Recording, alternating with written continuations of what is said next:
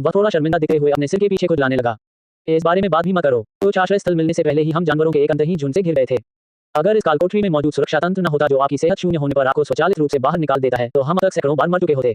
उसके बोलने के तुरंत बाद उसके बगल में बैठी एक लड़की ने भी बीच में अपनी बात कह दी। वह अभी भी सदमे में थी। मैं सैकड़ों बार मर चुका हूँ। मुझे ऐसा लग रहा है कि मैं मानसिक रूप से टूटने के कगार पर हूँ। उस कालकोठरी का डिजाइनर एक राक्षस है। बिल्कुल, ये तो हद से ज्यादा है। 100 खिलाड़ियों के लिए लेवल 30 का डंजन और उसमें उन्होंने लेवल 40 का नरक स्तर का बॉस ठूंस दिया है। भला उसे कौन हरा सकता है? मुझे तो इस बात पर गंभीर संदेह है कि इस कालकोठरी को पार करना भी संभव है। मुझे लगता है कि शायद हमें लेवल क्लियर करने की 80 शर्तें नहीं मिली हैं। उदाहरण के लिए, क्या ओल्ड सिटी लॉर्ड चेन की रक्षा करना और उसे जीवित रखना जरूरी है, या किसी खास समय पर कोई छिपा हुआ मिशन पूरा करना जरूरी है। सभी लोग एक साथ बात कर रहे थे और कालकोठरी की अत्यधिक कठिनता के बारे में शिकायत कर रहे थे। जब जो हुआई उनकी बातचीत सुन रहा था, तब वह किसी और बात में मग्न था। हालांकि यह कालकोठरी बेहद भयावह है, लेकिन ये कहना होगा कि वर्तमान में गैंडाल्फ के लिए अपने कौशल को बढ़ाने के लिए सबसे अच्छी जगह है। अंदर मौजूद विचित्र जीवों की संख्या भयावह है और उनका स्तर आमतौर पर 30 से ऊपर होता है। जब तक आप सावधान रहते हैं और अंतिम खतरनाक बॉस को उकसाते नहीं हैं, तब तक आप शहर की रक्षा करके आसानी से अनुभवन अर्जित कर सकते हैं। ये सोचते हुए उसने सबकी ओर देखा और एक सुझाव दिया। इसके बारे में क्या ख्याल है? क्या हम दोबारा कोशिश करें? उनके विचार में, अगर वह कुछ और बार वापस आते हैं, तो अंततः उन्हें इस काम के कुछ गुर समझ में आ जाएंगे। हालांकि जैसे ही उसने ये कहा, जो भीड़ पहले आक्रोशित थी, वह तुरंत शांत हो गई, मानो बतखों की गर्दनें घुट रही हों। वांग शीचिंग ने अपना सिर जोर जोर से हिलाया, मानो कोई ढोल बज रहा हो। नहीं नहीं नहीं, मैं अब और नहीं कर सकता, सचमुच नहीं कर सकता। वह पूरी तरह से निराश दिख रहा था। मुझे ऐसा लग रहा है कि पिछले कुछ दिनों से मैं हर रात उस कैटफिश राक्षस द्वारा पीछा किए जाने का सपना देख रहा हूँ। मुझे वापस जाकर कुछ दिनों तक आराम करना होगा, अन्यथा मेरा दाव हृदय अस्थिर हो जाएगा। मैं उस निराशा की भावना को फिर कभी अनुभव नहीं करना चाहता। मैं यहाँ से जा रहा हूँ। मुझे अपने दिमाग को शांत करने के लिए फूड कोर्ट में अच्छा खाना खाने जाना है। सभी ने अपने हाथ हिलाए और पक्षियों और जानवरों की तरह इधर उधर भाग गए। मैं मजाक कर रहा था। उस तरह की मानसिक और शारीरिक यातना एक बार झेलना ही काफी है। ये देखकर जो हुआई ने जिक्र करना बंद कर दिया। उनका दोबारा व्यक्तिगत रूप से इसमें शामिल होने का कोई इरादा नहीं था।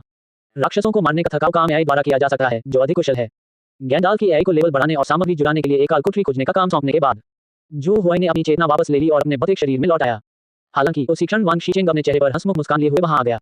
गैंडाल्फ, क्या मुझे आपकी संपर्क जानकारी मिल सकती है? खैर, हमने दोस्तों की तरह कंधे से कंधा मिलाकर लड़ाई लड़ी है। अगली बार जब कोई कालकोठरी इतनी कठिन होगी, तो मैं तुरंत आपसे संपर्क करूंगा।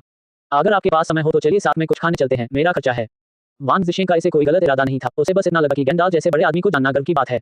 अब मेरे पास अपने दोस्तों के सामने शेखी बघाड़ने के लिए कुछ होगा। हालांकि जैसे ही उसने बोलना समाप्त किया, उसका सामना ठंडी, उदासीन और कुछ हद तक तिरस्कारपूर्ण निगाहों से हुआ। इस समय जो हुआई की चेतना वापस ले लिए जाने के बाद गैंडाल्फ बुद्धिमान एआई के नियंत्रण में महान दानव राजा मोड़ में वापस आ गया था। उसने अपनी टूटी को थोड़ा ऊपर उठाया और वांग ज़िशिंग की ओर इस तरह देखा मानो वह किसी चीटी को नीचा दिखा रहा हो। उनका सुंदर चेहरा भावहीन बना रहा। मूर्ख मनुष्य, क्या हम इतने करीब हैं? मेरा समय यहाँ बर्बाद मत करो। सर्दी के मौसम में जमी बर्फ की तरह उस ठंडी भावनाहीन आवाज ने वांग शीचेंग के दिल को भेद दिया। ये कहने के बाद गैंडाल्फ मुड़ा और बिना उसकी ओर देखे थोड़ी ही दूर से 5 खिलाड़ियों वाले कालकोठरी के पोर्टल की ओर सीधे चल पड़ा। प्रवेश द्वार पर उसका पंजीकरण कर रहे शिक्षक ने एक शब्द भी कहने की हिम्मत नहीं की और उसे तुरंत अंदर जाने दिया। गैंडाल्फ की आकृति तेजी से पोर्टल के प्रकाश में गायब हो गई। पूरी प्रक्रिया सुचारू और निर्बाध रही। वांग शीचेंग अकेला रह गया, अपनी जगह पर जम गया। उसके चेहरे पर मुस्कान अभी भी उसके होठों के कोने पर जमी हुई थी, जिसे वह बेहद हास्यास्पद लग रहा था।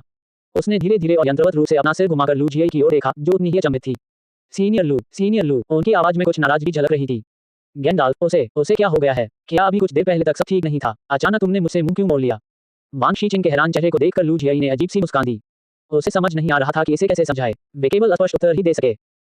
मुझे भी पूरी तरह से यकीन नहीं है। कुछ दिन पहले भी उनका यही रवैया था। मुझे हमेशा ऐसा लगता था कि वह एक अजीब इंसान था, मानो उसके 2 चेहरे हों। संक्षेप में, जब वह इस अवस्था में हो तो आपको उसे उकसाने की कोशिश नहीं करनी चाहिए। दूसरी ओर जो हुआई की चेतना उसके भौतिक शरीर में वापस आ गई थी। वह बिस्तर पर लेटा हुआ था। उसका दिमाग अभी भी कालकोठरी में हुए अपने पिछले अनुभव को दोहरा रहा था। वह भयानक बॉस आगाध कैटफिश क्रैकन, इसका अंतिम कौशल लगभग पूरी स्क्रीन को मिटा देना था। ये बिल्कुल अनुचित था। क्या ये किसी खूंखार बॉस की शक्ति है? ये वाकई बहुत डरावना है। यहाँ तक कि गैंडाल्फ, जो विलासितापूर्ण उपकरणों और असाधारण कौशल से लैस एस रैंक का निषिद्ध मंत्र जादूगर है, भी इसके सामने एक चींटी की तरह कमजोर है। हालांकि जो हुआई को सबसे ज्यादा जो बात समझ में नहीं आ रही थी, वह थी बॉस का स्वास्थ्य। उसे पूरा यकीन था कि जब उसने पहली बार क्रैकन की हेल्थ बार देखी थी, तब उसकी अधिकतम हेल्थ केवल 8 मिलियन से थोड़ी अधिक थी। लेकिन एक गर्जना के बाद अचानक अधिकतम स्वास्थ्य दर 20 मिलियन से अधिक क्यों हो जाती है? न केवल उसका स्वास्थ्य, बल्कि उससे निकलने वाली आभा भी पहले से कई गुना अधिक शक्तिशाली थी। यह एहसास बहुत अजीब है। भले ही बॉस किसी तरह के उन्माद की स्थिति में आ गया हो, लेकिन संख्या में यह वृद्धि बहुत ही अतिरंजित है। ये किसी कथानक को आगे बढ़ाने के लिए की गई मौत की तरह अधिक प्रतीत होता है। जो हुआई ने अपना सिर हिलाया। फिलहाल वह कोई समाधान नहीं सोच पा रहा था। उसने इस मुद्दे पर सोचना ही बंद कर दिया। सबसे जरूरी काम है नए प्राप्त पुरस्कारों का उपयोग करके एक नई क्लोन श्रेणी तैयार करना। उसने धीरे से अपनी आंखें बंद कर ली और उसकी चेतना तुरंत उस परिचित विशाल तारों भरे आकाश में डूब गई।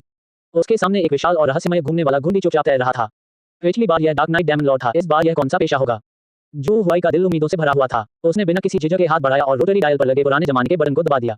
भनभनाहट। घुंडी तेजी से घूमती है और इसके शरीर पर प्रकाश के अनगिनत गोले तारों से भरे आकाश की तरह दिखते हैं, जो चकाचौंध करने वाले और मंत्रमुग्ध कर देने वाले होते हैं। अंत में पूरी तरह से नीले रंग का एक प्रकाश का गोला, जो दिखने में ऐसा लग रहा था मानो पूरे समुद्र को अपने अंदर समाहित कर रहा हो, घुंडी से निकला और धीरे धीरे उसकी हथेली पर आ गिरा। नीला। जो हुआई की आंखें पल भर में चमक उठी। इस रंग की पेशेवर गेंद पहली बार सामने आई है। कई बार निष्कर्षण के बाद जू हुआई ने मोटे तौर पर कुछ पैटर्न का पता लगा लिया था। सोना एस रैंक की लड़ाकू श्रेणियों का प्रतिनिधित्व करता है, जैसे कि थंडर स्वॉर्ड्समैन। लाल रंग एसएस स्तर के युद्ध वर्गों का प्रतिनिधित्व करता है, जैसे कि forbidden spell major dark knight demon lord. बैंगनी रंग एसएस स्तर के जीवन कौशल वाले व्यवसायों का प्रतिनिधित्व करता है, जैसे कि सर्वशक्तिशाली शिकार ओएजी। तो नीले रंग का यह अभूतपूर्व शेड क्या दर्शाता है?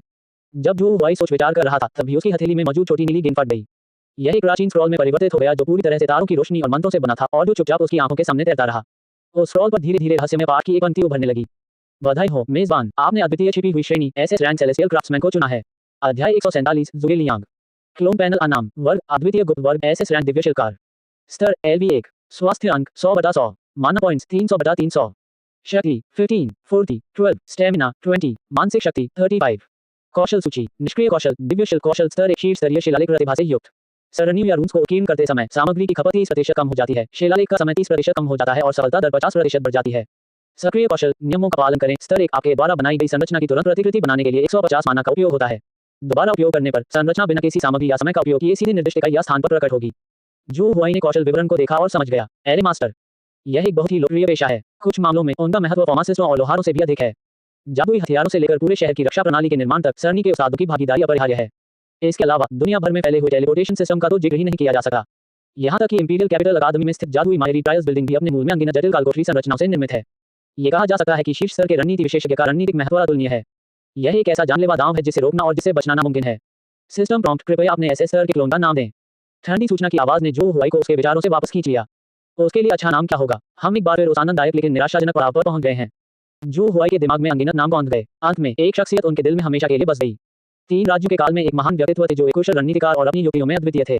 उन्होंने आई चिंग के 8 त्रिकोणों का उपयोग करके सैन्य रणनीतियों का अनुमान लगाया और 8 त्रिकोण संरचना का निर्माण किया, जो पूरे इतिहास में प्रसिद्ध रही है।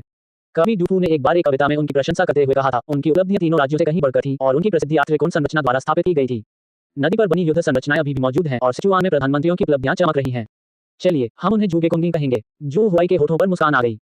सिस्टम सूचना नामकरण सफल। क्लोन जूगे कोंगिंग बनाया गया। सिस्टम प्रॉम्प्ट कृपया अपने क्लोन जूगे कोंगिंग की दिखावट को अनुकूलित करें। चूंकि इसका ये नाम है, इसलिए स्वाभाविक रूप से इसकी शक्ल उस सर्वकालिक प्रसिद्ध प्रधानमंत्री से मिलती जुलती होनी चाहिए। जू हुआई के मन में अभिनेता तान गोपियांग द्वारा अपने पिछले जीवन में निभाई गई क्लासिक छवि की याद आ गई। फिर उन्होंने इसे एक ब्लूप्रिंट के रूप में इस्तेमाल किया और श्री गोलों के युवा संस्करण को सावधानीपूर्वक तराशना शुरू कर दिया। 2 घंटे बाद जू हुआई के बेडरूम में सफेद रोशनी की एक तेज चमक दिखाई दी। एक आकृति चुपचाप प्रकट हुई। वह नवागंतुक लंबा और पतला था, जिसका चेहरा ज़ैड की तरह गोरा और आंखें तारों की तरह चमकदार थी। तो उसकी बाहें तलवार जैसी थी जो उसकी कनपटी तक पहुंचती थी। उसकी नाक ऊंची और सीधी थी और उसकी आंखें गहरी और चमकदार थी जो मानो दुनिया की हर चीज को भेद सकती थी। उनके होठों पर सलीके से लगी 2 मूंछें उन्हें बुरा नहीं दिखाती थी, बल्कि वे उनकी शालीनता और संयम को और बढ़ा देती थी। उन्होंने साधारण सूती वस्त्र पहने हुए थे, फिर भी वे अपने शांत और संयमित व्यवहार को छिपा नहीं सके, मानो वे दूर से ही रणनीति बना रहे हों और युद्ध जीत रहे हों। जू हुआई ने अपने सामने खड़े उस व्यक्ति को देखा जो किसी फिल्म या टीवी शो से निकला हुआ प्रतीत हो रहा था और संतुष्टि से सिर हिलाया। चित्र, वे दोनों दिखने में बिल्कुल एक जैसे हैं। इसमें कुछ कमी सी महसूस हो रही है। उसके पास पंखों वाला पंखा और लंबा चोगा नहीं था। इस समस्या का समाधान करना कठिन नहीं है। एक विचार के साथ ही जू हुआई की चेतना पल भर में जूगे कोंगिंग के शरीर में समा गई। उसने अपने हाथों और पैरों को हिलाया, अपने नए शरीर को महसूस करते हुए। इसमें यासुओ की तीक्ष्णता, जियांग यू का दबंग स्वभाव और गैंडाल्फ की दुनिया को नष्ट करने वाली जादुई शक्ति का अभाव है। लेकिन इस शरीर के भीतर एक अनूठी लय निहित है जो स्वर्ग और पृथ्वी से जुड़ी है। जू हुआई ने दरवाजा धक्का देकर खोला और दूसरी मंजिल पर उतर गया। जैस्मीन अपनी डेस्क पर बैठी थी और गिल्ड के हालिया मामलों को संभाल रही थी। एटर्नल नाइट गिल्ड की स्थापना के बाद से वह गिल्ड के सभी छोटे बड़े मामलों की प्रभारी रही हैं। व्यस्त होने के बावजूद मैंने बहुत तेजी से तरक्की की है। कदमों की आहट सुनकर उसने ऊपर देखा। जब उसने दरवाजे पर खड़े अजनबी आदमी को देखा तो उसने न तो आश्चर्य दिखाया और न ही सतर्कता। वह तुरंत खड़ी हो गई, थोड़ा झुककर सम्मानपूर्वक व्यवहार किया। प्रणाम स्वरूप मेरे स्वामी। जू हुआई मुस्कुराया। किसी दानव गुलाम के साथ अनुबंध पर हस्ताक्षर करना सुविधाजनक होता है। वह चाहे जो भी रूप धारण कर ले, आत्मा के गहरे जुड़ाव के माध्यम से लोग उसकी पहचान तुरंत पहचान लेते हैं। इसके लिए और स्पष्टीकरण की बिल्कुल आवश्यकता नहीं है। जाओ और कुछ काम निकालो। जू हुआई कोंगिंग को नियंत्रित करते हुए मेज की ओर चले, उनकी आवाज कोमल थी। जैस्मीन ने तुरंत कागज और कलम ली, झुककर अभिवादन किया और नोट्स लेने के लिए एक तरफ खड़ी हो गई। जू हुआई ने कलम उठाई और बिना कुछ कहे सफेद कागज पर तेजी से रेखाचित्र बनाना शुरू कर दिया। उनकी ब्रश की रेखाएं सहजता से बह रही थीं और देखते ही देखते कागज पर एक बहता हुआ सफेद वस्त्र उभर आया। इसके तुरंत बाद उन्होंने बेहद खूबसूरती से बनाया गया एक पंख वाला पंखा चित्र किया। इस डिजाइन के अनुसार इसे जल्द से जल्द बनाने के लिए सर्वश्रेष्ठ दर्जी और कारीगरों को खोजें। जू हुआई ने ड्राइंग पेपर को जैस्मीन के सामने सरका दिया। जी महाराज। जैस्मीन ने उसे लिया और सावधानीपूर्वक रख दिया। इसके अलावा जू हुआई ने रुककर कहा, हमें उच्च श्रेणी की सरनी नक्काशी चाकू का एक सेट, व्हाइटस्टोन से बनी स्याही की छड़ियों का एक डिब्बा और स्टार पैटर्न सिल्क से बुने हुए ताबीज कागज का एक ढेर तैयार करने की आवश्यकता है। अंत में भूमिगत व्यापार बाजार में जाएं और स्थानीय तत्वों से युक्त उच्च स्तरीय सामग्री जितनी हो सके उतनी प्राप्त करें। गुणवत्ता जितनी बेहतर होगी और मात्रा की कोई सीमा नहीं है। निर्देशों की एक श्रृंखला जारी की गई। जैस्मीन ने न तो कोई झिझक दिखाई और न ही कोई सवाल पूछा। उसने बस हर एक बात को रट लिया। समझ गया, मैं इसका तुरंत ध्यान रखूंगा। उसने दोबारा झुककर अभिवादन किया, फिर मुनी और तेज और दृढ़ भाव से कार्यालय से बाहर निकल गई। जब जू हुआई ने उसे जाते हुए देखा तो उसके मन में कई विचार उमड़ने लगे। अब हमारे पास एक प्रशिक्षण प्रशिक्षक है। सबसे जरूरी काम तो स्वाभाविक रूप से गिल्ड मुख्यालय में एक पोर्टल बनाना है जो सीधे धुंध की खाई नामक गुप्त क्षेत्र से जुड़ सके। इस तरह यासुओ, जियांग यू और अन्य लोग किसी भी समय आराम करने और अपनी आपूर्ति को फिर से भरने के लिए वापस आ सकते हैं। अधिक महत्वपूर्ण बात, एक बार पोर्टल बन जाने के बाद एटर्नल नाइट गिल्ड के अन्य सदस्य भी प्रशिक्षण के लिए उस विशाल गुप्त क्षेत्र में प्रवेश कर सकेंगे। वहाँ के जीव जंतु उच्च कोटि के हैं, उनकी संख्या बहुत अधिक है और संसाधन अत्यंत प्रचुर मात्रा में है। ये निश्चित रूप से एक खजाना है जहाँ कम समय में ही गिल्ड की समग्र शक्ति में तेजी से सुधार किया जा सकता है। जैस्मीन बेहद कुशल है। आधे दिन से भी कम समय में वह जू हुआई को जरूरत की हर चीज लेकर गिल्ड में लौट आई। वह विशेष रूप से तैयार किया गया सफेद वस्त्र डोंगहाई शहर के सबसे प्रसिद्ध दर्जी द्वारा बनाया गया था और यह बेहतरीन यून रोके से बना था। इसे पहनने से जूगे लियांग के व्यक्तित्व में एक अलौकिक और दिव्य आभा आ जाती है। वह पंखा हिमचील की पूंछ के दर्जनों दुर्लभ पंखों से बुना गया था और पंखे की पट्टियां 1000 साल पुराने गर्म जेड पत्थर से पॉलिश की गई थी। हाथ में पकड़ने पर वह ठंडक का एहसास कराता था और मन को शांत करता था। जू हुआई ने पंखा पकड़े हुए और उसे धीरे धीरे हिलाते हुए कुंगी को नियंत्रित किया। अब इसका स्वाद ठीक है। अध्याय 148, क्या आप 3 महीनों के भीतर रिफॉर्मेशन में महारत हासिल कर सकते हैं? उसने जैस्मीन को सभी कीमती सनी सामग्री को गिल्ड मुख्यालय के तहखाने में स्थित कई 100 वर्ग मीटर के एक विशेष रूप से नामित गुप्त कमरे में ले जाने के लिए कहा। सभी को विदा करने के बाद जूगे लियांग ने भारी स्टील का गेट बंद कर दिया। वह गुप्त कमरे में अकेला ही बचा था। उसने गहरी सांस ली और अपने मन को सर्वोत्तम संभव स्थिति में लाने के लिए समायोजित किया। फिर उसने अपनी आंखें बंद कर ली। उसके सामने 2 रास्ते थे। सरणी निर्माण की कला में महारत हासिल करने वाले इस विशेषज्ञ को 2 स्कूलों में विभाजित किया गया है। सबसे पहले, यह विरासत का एक रूप है। जैसा कि नाम से ही पता चलता है, इसमें पूर्ववर्तियों द्वारा तैयार किए गए सुस्थापित युद्ध संरचना ब्लूप्रिंट को सीखना और उनका उपयोग करना शामिल है। इस विचारधारा का सबसे बड़ा फायदा इसकी स्थिरता और उच्च सफलता दर है। आखिरकार, यह उन अनगिनत प्रशिक्षण विशेषज्ञों की मेहनत का फल है जिन्होंने अपना समय समर्पित किया है और अनगिनत परीक्षणों के माध्यम से इसे परिष्कृत किया है। पूर्वजों द्वारा निर्धारित मार्ग का अनुसरण करना स्वाभाविक रूप से सुरक्षित है। ग्रेड या साम्राज्य में 99% एरे मास्टर्स इसी मार्ग का अनुसरण करते हैं। इसके फायदे भी हैं और स्वाभाविक रूप से इसके नुकसान भी हैं। परंपरागत एरे मास्टर्स में अक्सर नवाचार की कमी होती है और उनकी क्षमता सीमित होती है। कई क्लासिक फॉर्मेशन की कमजोरियां और उनसे निपटने के उपाय फॉर्मेशन के माहिरों के बीच कोई रहस्य नहीं है। एक बार जब उनका सामना समान स्तर के फॉर्मेशन मास्टर से हो जाता है तो वे आसानी से निशाने पर आ जाते हैं और रक्षात्मक स्थिति में आ जाते हैं। दूसरा रास्ता माउंटेन ओपनिंग स्ट्रीम है। काईशान स्कूल के प्रशिक्षण विशेषज्ञ कभी भी अपने पूर्ववर्तियों की योजनाओं का अनुसरण नहीं करते हैं। उन्होंने स्वतंत्र रूप से खोजबीन की और हर तरह की अभूतपूर्व और विचित्र रूप से प्रभावी नई संरचनाओं का निर्माण किया। इस विचारधारा की संभावनाएं बहुत अधिक हैं। सबसे शक्तिशाली व्यक्ति अकेले ही 8वें स्तर की दिव्य सरणी का निर्माण कर सकता है। हालांकि इसकी कीमत बेहद कठिन परिस्थितियों और उच्च विफलता दर के रूप में चुकानी पड़ती है। जो लोग इस मार्ग को चुनते हैं वे अंततः केवल 2 प्रकार के लोगों में से एक बन जाएंगे। एक प्रकार का व्यक्ति अद्वितीय प्रतिभावान होता है, 10,000 में एक। दूसरे प्रकार का व्यक्ति वह पागल होता है जो कितनी भी कोशिश कर ले कभी सफल नहीं हो सकता। जो हुआई ने अपनी आंखें खोली, उसके होठों पर हल्की सी मुस्कान थी। मेरी साधारण प्रतिभा को देखते हुए विरासत का रास्ता अपनाना मेरे लिए बहुत ही अपमानजनक होगा। उल्लेख नहीं करना। उसने अपने हाथों पर नजर डाली। भले ही मैं यह न कर पाऊं, फिर भी एआई इंटेलिजेंस तो है ही। जूगे कोंगी को नियंत्रित करते हुए जो हुआई उसे गुप्त कक्ष के केंद्र में ले गया। उसने कीमती ताबीजों और स्याही की चिड़ियों को उठाने में जल्दबाजी नहीं की। इसके बजाय उसने अपने टूल बॉक्स से एक बहुत ही साधारण स्टेनलेस स्टील का नक्काशी वाला चाकू निकाला। जैसे ही मैंने नक्काशी करने वाला चाकू पकड़ा, मुझे एक अजीब सी अनुभूति हुई। असंख्य जटिल सरणी पैटर्न और गहन रून संरचनाएं उनके मन में स्वतः ही उत्पन्न और संयोजित हो गईं। पहले भू आकृतियों के निर्माण से संबंधित जो ज्ञान स्पष्ट और कठिन था, वह अब सांस लेने जितना ही सरल हो गया है। वह एक खाली पत्थर की दीवार के पास गया और अपनी कलाई को थोड़ा सा हिलाया। नक्काशी करने वाला चाकू गिर गया। सरसराहट, शांत बंद कमरे में एक कुरकुरी हल्की घर्षण की आवाज गूंज उठी। चाकू की नोक कठोर पत्थर की दीवार पर बहते पानी की तरह सहजता से बिना किसी झिझक के आगे बढ़ी। जो हुआई की निगाहें बेहद केंद्रित थीं। उसकी सांसें स्थिर और लंबी थीं, मानो वे नक्काशी करने वाले चाकू की लय के साथ सामंजस्य में हों। इस क्षण समय का अर्थ ही खो गया। उसकी दुनिया में उसके सामने केवल पत्थर की दीवार थी और उसके हाथ में वह नक्काशी करने वाला चाकू था जो बार-बार हवा में उड़ता रहता था। यह एक ऐसी प्रक्रिया है जिसमें लोहार का काम करने की तुलना में कहीं अधिक धैर्य और एकाग्रता की आवश्यकता होती है। बल में जरा सी भी चूक या विचलन होने पर भी पूरी संरचना ध्वस्त हो सकती है, जिससे पहले किए गए सभी प्रयास व्यर्थ हो जाएंगे। उसके माथे से पसीने की बूंदें रिसकर उसके गालों पर बह गईं। लेकिन उसे इसकी बिल्कुल भी परवाह नहीं थी। 5 घंटे बाद, जब अंतिम स्ट्रोक पूरा हो जाए, जो हुआई ने एक गहरी सांस छोड़ी और अपनी तलवार म्यान में डाल दी। उसने अपना हाथ उठाया और जादुई शक्ति की एक हल्की सी धारा धीरे धीरे उसकी हथेली से बहकर पत्थर की दीवार में समा गई। भनभनाहट। पूरी पत्थर की दीवार पर अचानक सैकड़ों जटिल आकृतियां चमक उठी। वे आपस में जुड़े हुए हैं और एक दूसरे के पूरक हैं, अंततः एक पूर्ण संरचना में परिवर्तित हो जाते हैं। पत्थर की दीवार के सामने अचानक एक हल्के नीले रंग का ऊर्जा अवरोध प्रकट हुआ, जिसे एक कोमल आभा निकल रही थी। ये हो चुका है, एक बुनियादी स्तर की प्रथम रक्षात्मक संरचना। उत्पन्न अवरोध इतना मजबूत है कि ये 10वें स्तर से नीचे के किसी भी जानवर के पूर्ण बल से किए गए हमले का सामना कर सकता है। इस साधारण सी दिखने वाली प्रथम स्तर की संरचना को कम मत आंकिए। अधिकांश नौसिखिए एरे मास्टर्स के लिए लेवल 1 एरे को स्वतंत्र रूप से पूरा करने में कम से कम कई सप्ताह या यहां तक कि महीने भी लग सकते हैं। ये तब भी संभव है जब मौजूदा ब्लूप्रिंट उपलब्ध हो। जो हुआई जैसे व्यक्ति ने, जिसने अपने पहले ही प्रयास में ओपनिंग माउंटेन स्टाइल को आजमाया, पहले ही प्रयास में सफलता प्राप्त कर ली। अगर यह बात फैल गई तो इससे ग्रेजिया किंगडम के पूरे एरे मास्टर गिल्ड में हलचल मच जाएगी। ठीक तभी काटना, जो हुआई के दिमाग में एक ठंडी सिस्टम नोटिफिकेशन की आवाज सुनाई दी। चुनौतीपूर्ण मिशन शुरू हो गया। क्वेस्ट का नाम, महारत का मार्ग। मिशन का उद्देश्य, 3 महीने के भीतर सफलतापूर्वक स्तर 6 की संरचना का डिजाइन और निर्माण करना। मिशन का इनाम, एक पेशेवर गेंद निकालने का एक मौका। जो हुआई के चेहरे की मुस्कान पल भर में जम गई। 3 महीने, लेवल 6 फॉर्मेशन। उसे सिरदर्द होने का एहसास होने लगा था। ये चुनौती कुछ ज्यादा ही कठिन लग रही है। आज विश्व स्तर पर एरे मास्टर्स के स्तर का मूल्यांकन करने के लिए स्पष्ट मानक मौजूद हैं। जो लोग पहले स्तर की संरचनाएं बना सकते हैं, उन्हें नौसिखिया संरचना विशेषज्ञ माना जाता है। जो लोग द्वितीय या तृतीय स्तर की संरचनाओं को डिजाइन कर सकते हैं, उन्हें मध्यवर्ती संरचना विशेषज्ञ कहा जा सकता है। जो लोग चौथे या 5वें स्तर की संरचनाओं में महारत हासिल कर लेते हैं, उन्हें उन्नत संरचना विशेषज्ञ माना जाता है। केवल गठन के सच्चे उत्साही 6ठे और 7वें स्तर के गठन में महारत हासिल कर सकते हैं। जहां तक पौराणिक स्तर 8 की दिव्य सरणी की बात है, केवल सरणी के स्वामी के रूप में पूजनीय लोग ही इसके रहस्यों की झलक पा सकते हैं। पूरी दुनिया को देखें तो ऐसे 5 से अधिक लोग नहीं हैं जो मास्टर ऑफ रेस कहलाने के योग्य हों। पूरे महान शिया साम्राज्य में केवल एक ही व्यक्ति सार्वजनिक रूप से ज्ञात है।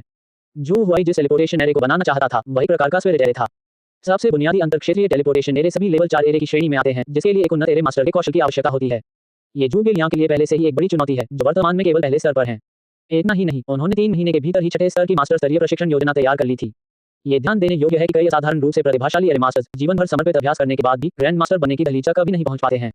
इसमें 10 से 50 साल तक का समय लग सकता है। ये सब सामान्य है। सिस्टम ने उसे केवल 3 महीने का समय दिया। कोई बात नहीं। जू हुआई ने अपना सिर हिलाया। चुनौतियां ही हमें प्रेरित करती हैं। आजकल फॉर्मेशन मास्टर लेवल को बेहतर बनाने का एकमात्र तरीका लगातार फॉर्मेशन को अंकित करना है। प्रत्येक सफल प्रयास के बदले आपको अनुभव अंक मिलेंगे। स्तर जितना ऊंचा होगा, मानसिक शक्ति उतनी ही मजबूत होगी और स्वाभाविक रूप से आकृतियों को अंकित करने की सफलता दर भी उतनी ही अधिक होगी। अगले दिनों में जू हुआई ने जूगे कोंगिंग की बुद्धिमान कोर एआई को सक्रिय कर दिया। इसे इसी भूमिगत कक्ष में रहने दो, जो दिन रात इस आकृति को अंकित करता रहे। ये सिलसिला अंतहीन रूप से चलता रहता है। दीवार पर उकेरी गई आकृति को बार बार उकेरा और खुरच कर हटाया गया। वे बहुमूल्य ताबीज वाले कागज और स्याही की छड़ें खतरनाक दर से खत्म हो रही थी। अगर सामग्री खत्म हो जाती है तो हम जैस्मिन को कुछ खरीदने के लिए भेज देंगे। वैसे भी इस समय उसके पास जो चीज बहुतायत में है, वह है पैसा। डोंगहाई शहर में मास्टर शिल्पकार के रूप में ओएजी की ख्याति फैलने के साथ ही यह आसपास के कई शहरों तक भी पहुंच गई। दूर दूर से आए अनगिनत पेशेवर अपने चेक लहराते हुए इस उम्मीद में आए थे कि विशेषज्ञ उनके लिए विशेष रूप से तैयार किया गया उपकरण बना सकेंगे। आज इटर्नल नाइट गिल्ड ने केवल ओएजी द्वारा उपकरण बेचने से उत्पन्न राजस्व से करोड़ों की कार्यशील पूंजी जमा कर ली है। वे शायद इतने धनी ना हों कि किसी देश को टक्कर दे सकें, लेकिन अत्यधिक धनवान होना ही काफी है। इस नीरस दिनचर्या के बीच दिन ब दिन समय बीता गया। 3 सप्ताह बाद भूमिगत कक्ष के अंदर बस ऊर्जा में तीव्र उतार चढ़ाव के साथ पहले की तुलना में दर्जनों गुना अधिक जटिल एक सरणी धीरे धीरे जमीन पर रोशन हो गई। जमीन से एक मोटा और अधिक ठोस ऊर्जा अवरोध उत्पन्न हुआ। लेवल 4 की रक्षात्मक संरचना ब्लैक टोर्टोइस वॉल पूरी हो गई है। इस समय जूगे लियांग का स्तर भी सफलतापूर्वक बढ़ाकर LV10 कर दिया गया था। जू हुआई ने अंततः उत्साहपूर्ण भाव प्रदर्शित किया। आखिरकार हम टेलीपोर्टेशन एरे को अंकित करने की तैयारी शुरू कर सकते हैं। अध्याय 149 आप 10 के नेता बन गए हैं। जू हुआई की चेतना जुगे कोंगमिंग के शरीर में डूब गई। उसने अपनी आंखें खोली और भूमिगत कक्ष में स्थित पत्थर की दीवार को देखा, जिस पर उसने सैकड़ों बार नक्काशी की थी। इतने दिनों तक एकांतवास में रहने से जैस्मीन द्वारा खरीदी गई $10 लाख की सामग्री लगभग खत्म हो चुकी है। अब आखिरकार परिणाम देखने का क्षण आ गया है। जू हुआई ने अपना हाथ उठाया और धीरे धीरे अपने भीतर उमड़ती जादुई शक्ति को दीवार पर बने जटिल अलंकरण पैटर्न में प्रवाहित किया। 10वें स्तर पर जूगे लियांग की जादुई शक्ति पहले की तुलना में कहीं अधिक है। फिर भी अपनी जादुई शक्ति का अंतिम अंश लगाने के बाद भी वह पूरी तरह से थका हुआ महसूस कर रहा था। भनभनाहट, पूरी दीवार अचानक एक चकाचौंध भरी मिट्टी जैसी पीली रोशनी से जगमगा उठी। प्रकाश के बीच शिवानबु एक पौराणिक कछुआ का एक मोटा और ठोस पेड़ चुपचाप आकाश की ओर दहाड़ता हुआ संकर एक गुप्त कक्ष के भीतर कुंडली मारकर बैठ गया। एक अविनाशी और गहन आभा ने तुरंत पूरे स्थान को भर दिया। ये हो चुका है। लेवल 4 रक्षात्मक संरचना ब्लैक टोर्टोइस वॉल। यह इतना मजबूत है कि लेवल 40 के जानवर के पूरे बल से किए गए हमले को भी झेल सकता है। जू हुआई ने अपने सामने मौजूद कृष्कृति को देखा और उनके चेहरे पर मुस्कान आ गई। इसे यूं ही कुछ कर हटाना बहुत ही व्यर्थ होगा। एक विचार के साथ ही उसने दिव्य शिल्पकार की विशिष्ट क्षमता को सक्रिय कर दिया। पुराने तरीकों पर कायम रहो। शब्द गिर पड़े। दीवार पर झिलमिलाती आकृति पल भर में प्रकाश की एक धारा में बदल गई, जो पत्थर की दीवार से अलग होकर जूगे कोंगिंग की हथेली में समा गई और एक छोटे मिट्टी जैसे पीले रंग के ताबीज में तब्दील हो गई। जू हुआई ने गुप्त कमरे का दरवाजा धक्का देकर खोला और सीधे गिर मुख्यालय की पहली मंजिल पर स्थित लॉबी में चला गया। वह भारी मिश्र धातु के दरवाजे तक गया और अपने हाथ में मौजूद ताबीज को धीरे से दरवाजे पर दबा दिया। ताबीज द्वार में समाहित हो गया और गायब हो गया। अगले ही पल एक अदृश्य ऊर्जा का उतार चढ़ाव पूरी इमारत को अपनी चपेट में ले लिया। इटर्नल नाइट गिल्ड को आखिरकार अपनी खुद की सुरक्षात्मक संरचना मिल गई है। हालांकि इस विशाल संरचना को लंबे समय तक चालू रखने के लिए एक स्थिर ऊर्जा केंद्र की आवश्यकता होती है। ऊर्जा का सर्वोत्तम स्रोत निस्संदेह जादुई क्रिस्टल है।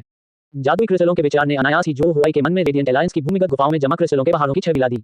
बिल्कुल सही समय है। मुझे टेलीपोर्टेशन एरे को खुद से उत्कीर्ण करने के लिए जादुई क्रिस्टल की भी जरूरत है। जू हुआई के चेहरे पर एक दूर मुस्कान आ गई। अब कुछ वापस उधार लेने का समय आ गया है। उसकी चेतना क्षण भर में अलग हो गई, अंतरिक्ष को पार करते हुए और गुप्त क्षेत्र में मोरिया पर उतर गई। लगभग 1 महीने की अथक मेहनत के बाद मोरिया का लेवल LV28 तक पहुंच गया है। यासुओ और जियांग यू दोनों लेवल 27 पर पहुंच चुके हैं। हालांकि इसकी तुलना गैंडाल्फ की रॉकेट जैसी गति से नहीं की जा सकती, लेकिन संसाधनों से भरपूर इस गुप्त क्षेत्र में पहले से ही काफी सुधार हो चुका है। उन्होंने यासुओ और जियांग यू को झील में और गहराई तक आगे बढ़ने के निर्देश दिए। इसके बाद उसने मोरिया को नियंत्रित किया, जिसने जमीन से थोड़ी सी नम मिट्टी उठाई और उसे सावधानीपूर्वक अपनी भंडारण अंगूठी में रख लिया। टेलीपोर्टेशन एरे के निर्माण में ये सबसे महत्वपूर्ण स्थानिक बीकन है। ये सब करने के बाद वह किनमिंग के साथ अपने मंद आत्मिक संबंध पर भरोसा करते हुए उसी रास्ते से वापस लौटने लगा जिससे वह आया था। कुछ ही समय बाद उनके सामने परिचित भूतिया पत्थर का जंगल फिर से प्रकट हो गया। स्टोन फॉरेस्ट के भीतर का दृश्य व्यस्त होने के साथ साथ दमनकारी भी बना रहता है। पेशेवर लोग आते जाते रहते थे, अपनी जान जोखिम में डालकर पत्थर के खंभों पर चढ़ते थे और जादुई क्रिस्टल निकालते थे। ये सब पर्यवेक्षकों की देखरेख में होता था।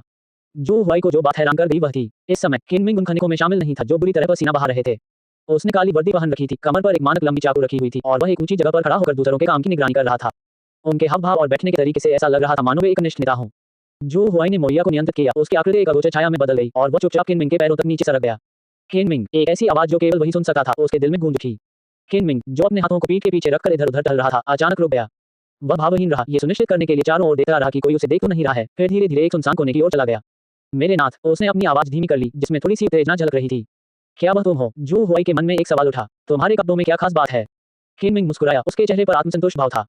मेरे स्वामी, आपको कहना होगा कि झांग उपनाम वाला वह प्रभावी व्यक्ति आसानी से मूर्ख बन जाता है। कुछ समय पहले मैंने जानबूझकर उसके सामने अपने कौशल का प्रदर्शन किया और उसके प्रति अत्यधिक वफादार होने का नाटक किया और उसने वास्तव में मुझ पर विश्वास कर लिया। इसीलिए उन्होंने मुझे स्क्वाड लीडर के पद पर पदोन्नत किया और अब मैं 20 से अधिक लोगों का प्रभारी हूँ। ये सुनकर जो हुआ अवाक रह गया। वाह, कितना समय बीत गया है। क्या वह पहले ही एक कार्यकर्ता बन चुका है? ये बच्चा इंटरनल अफेयर्स में अभिनय न करके अपनी प्रतिभा को बर्बाद कर रहा है। ये देखकर कि जो हुआ कुछ नहीं बोला, किनमिंग ने अनुमान लगाया कि उसका गुरु उसकी प्रशंसा कर रहा है और उसकी मुस्कान और गहरी हो गई।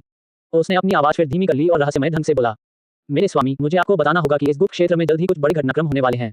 मैंने कई अपरिचित चेहरे देखे और उनमें से प्रत्येक के पास एक अविश्वसनीय रूप से शक्तिशाली आभा थी। मेरा अनुमान है कि वे सभी कम से कम 50वें स्तर के थे।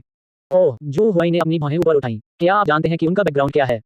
मुझे पता है, किनमिंग ने तुरंत जवाब दिया। मैंने झांग को नशे की हालत में इसके बारे में संक्षेप में बात करते सुना था। वे सभी लोग राजधानी के लियू परिवार द्वारा भेजे गए विशेषज्ञ थे। इस बार तो ऐसा लगता है कि लियू परिवार के मुखिया का तीसरा बेटा भी स्वयं उपस्थित हुआ है। लियू परिवार, जो हुआई की आंखें ठंडी पड़ गईं। ऐसा प्रतीत होता है कि इस रहस्यमय क्षेत्र में वास्तव में कुछ असाधारण चीज छिपी हुई है।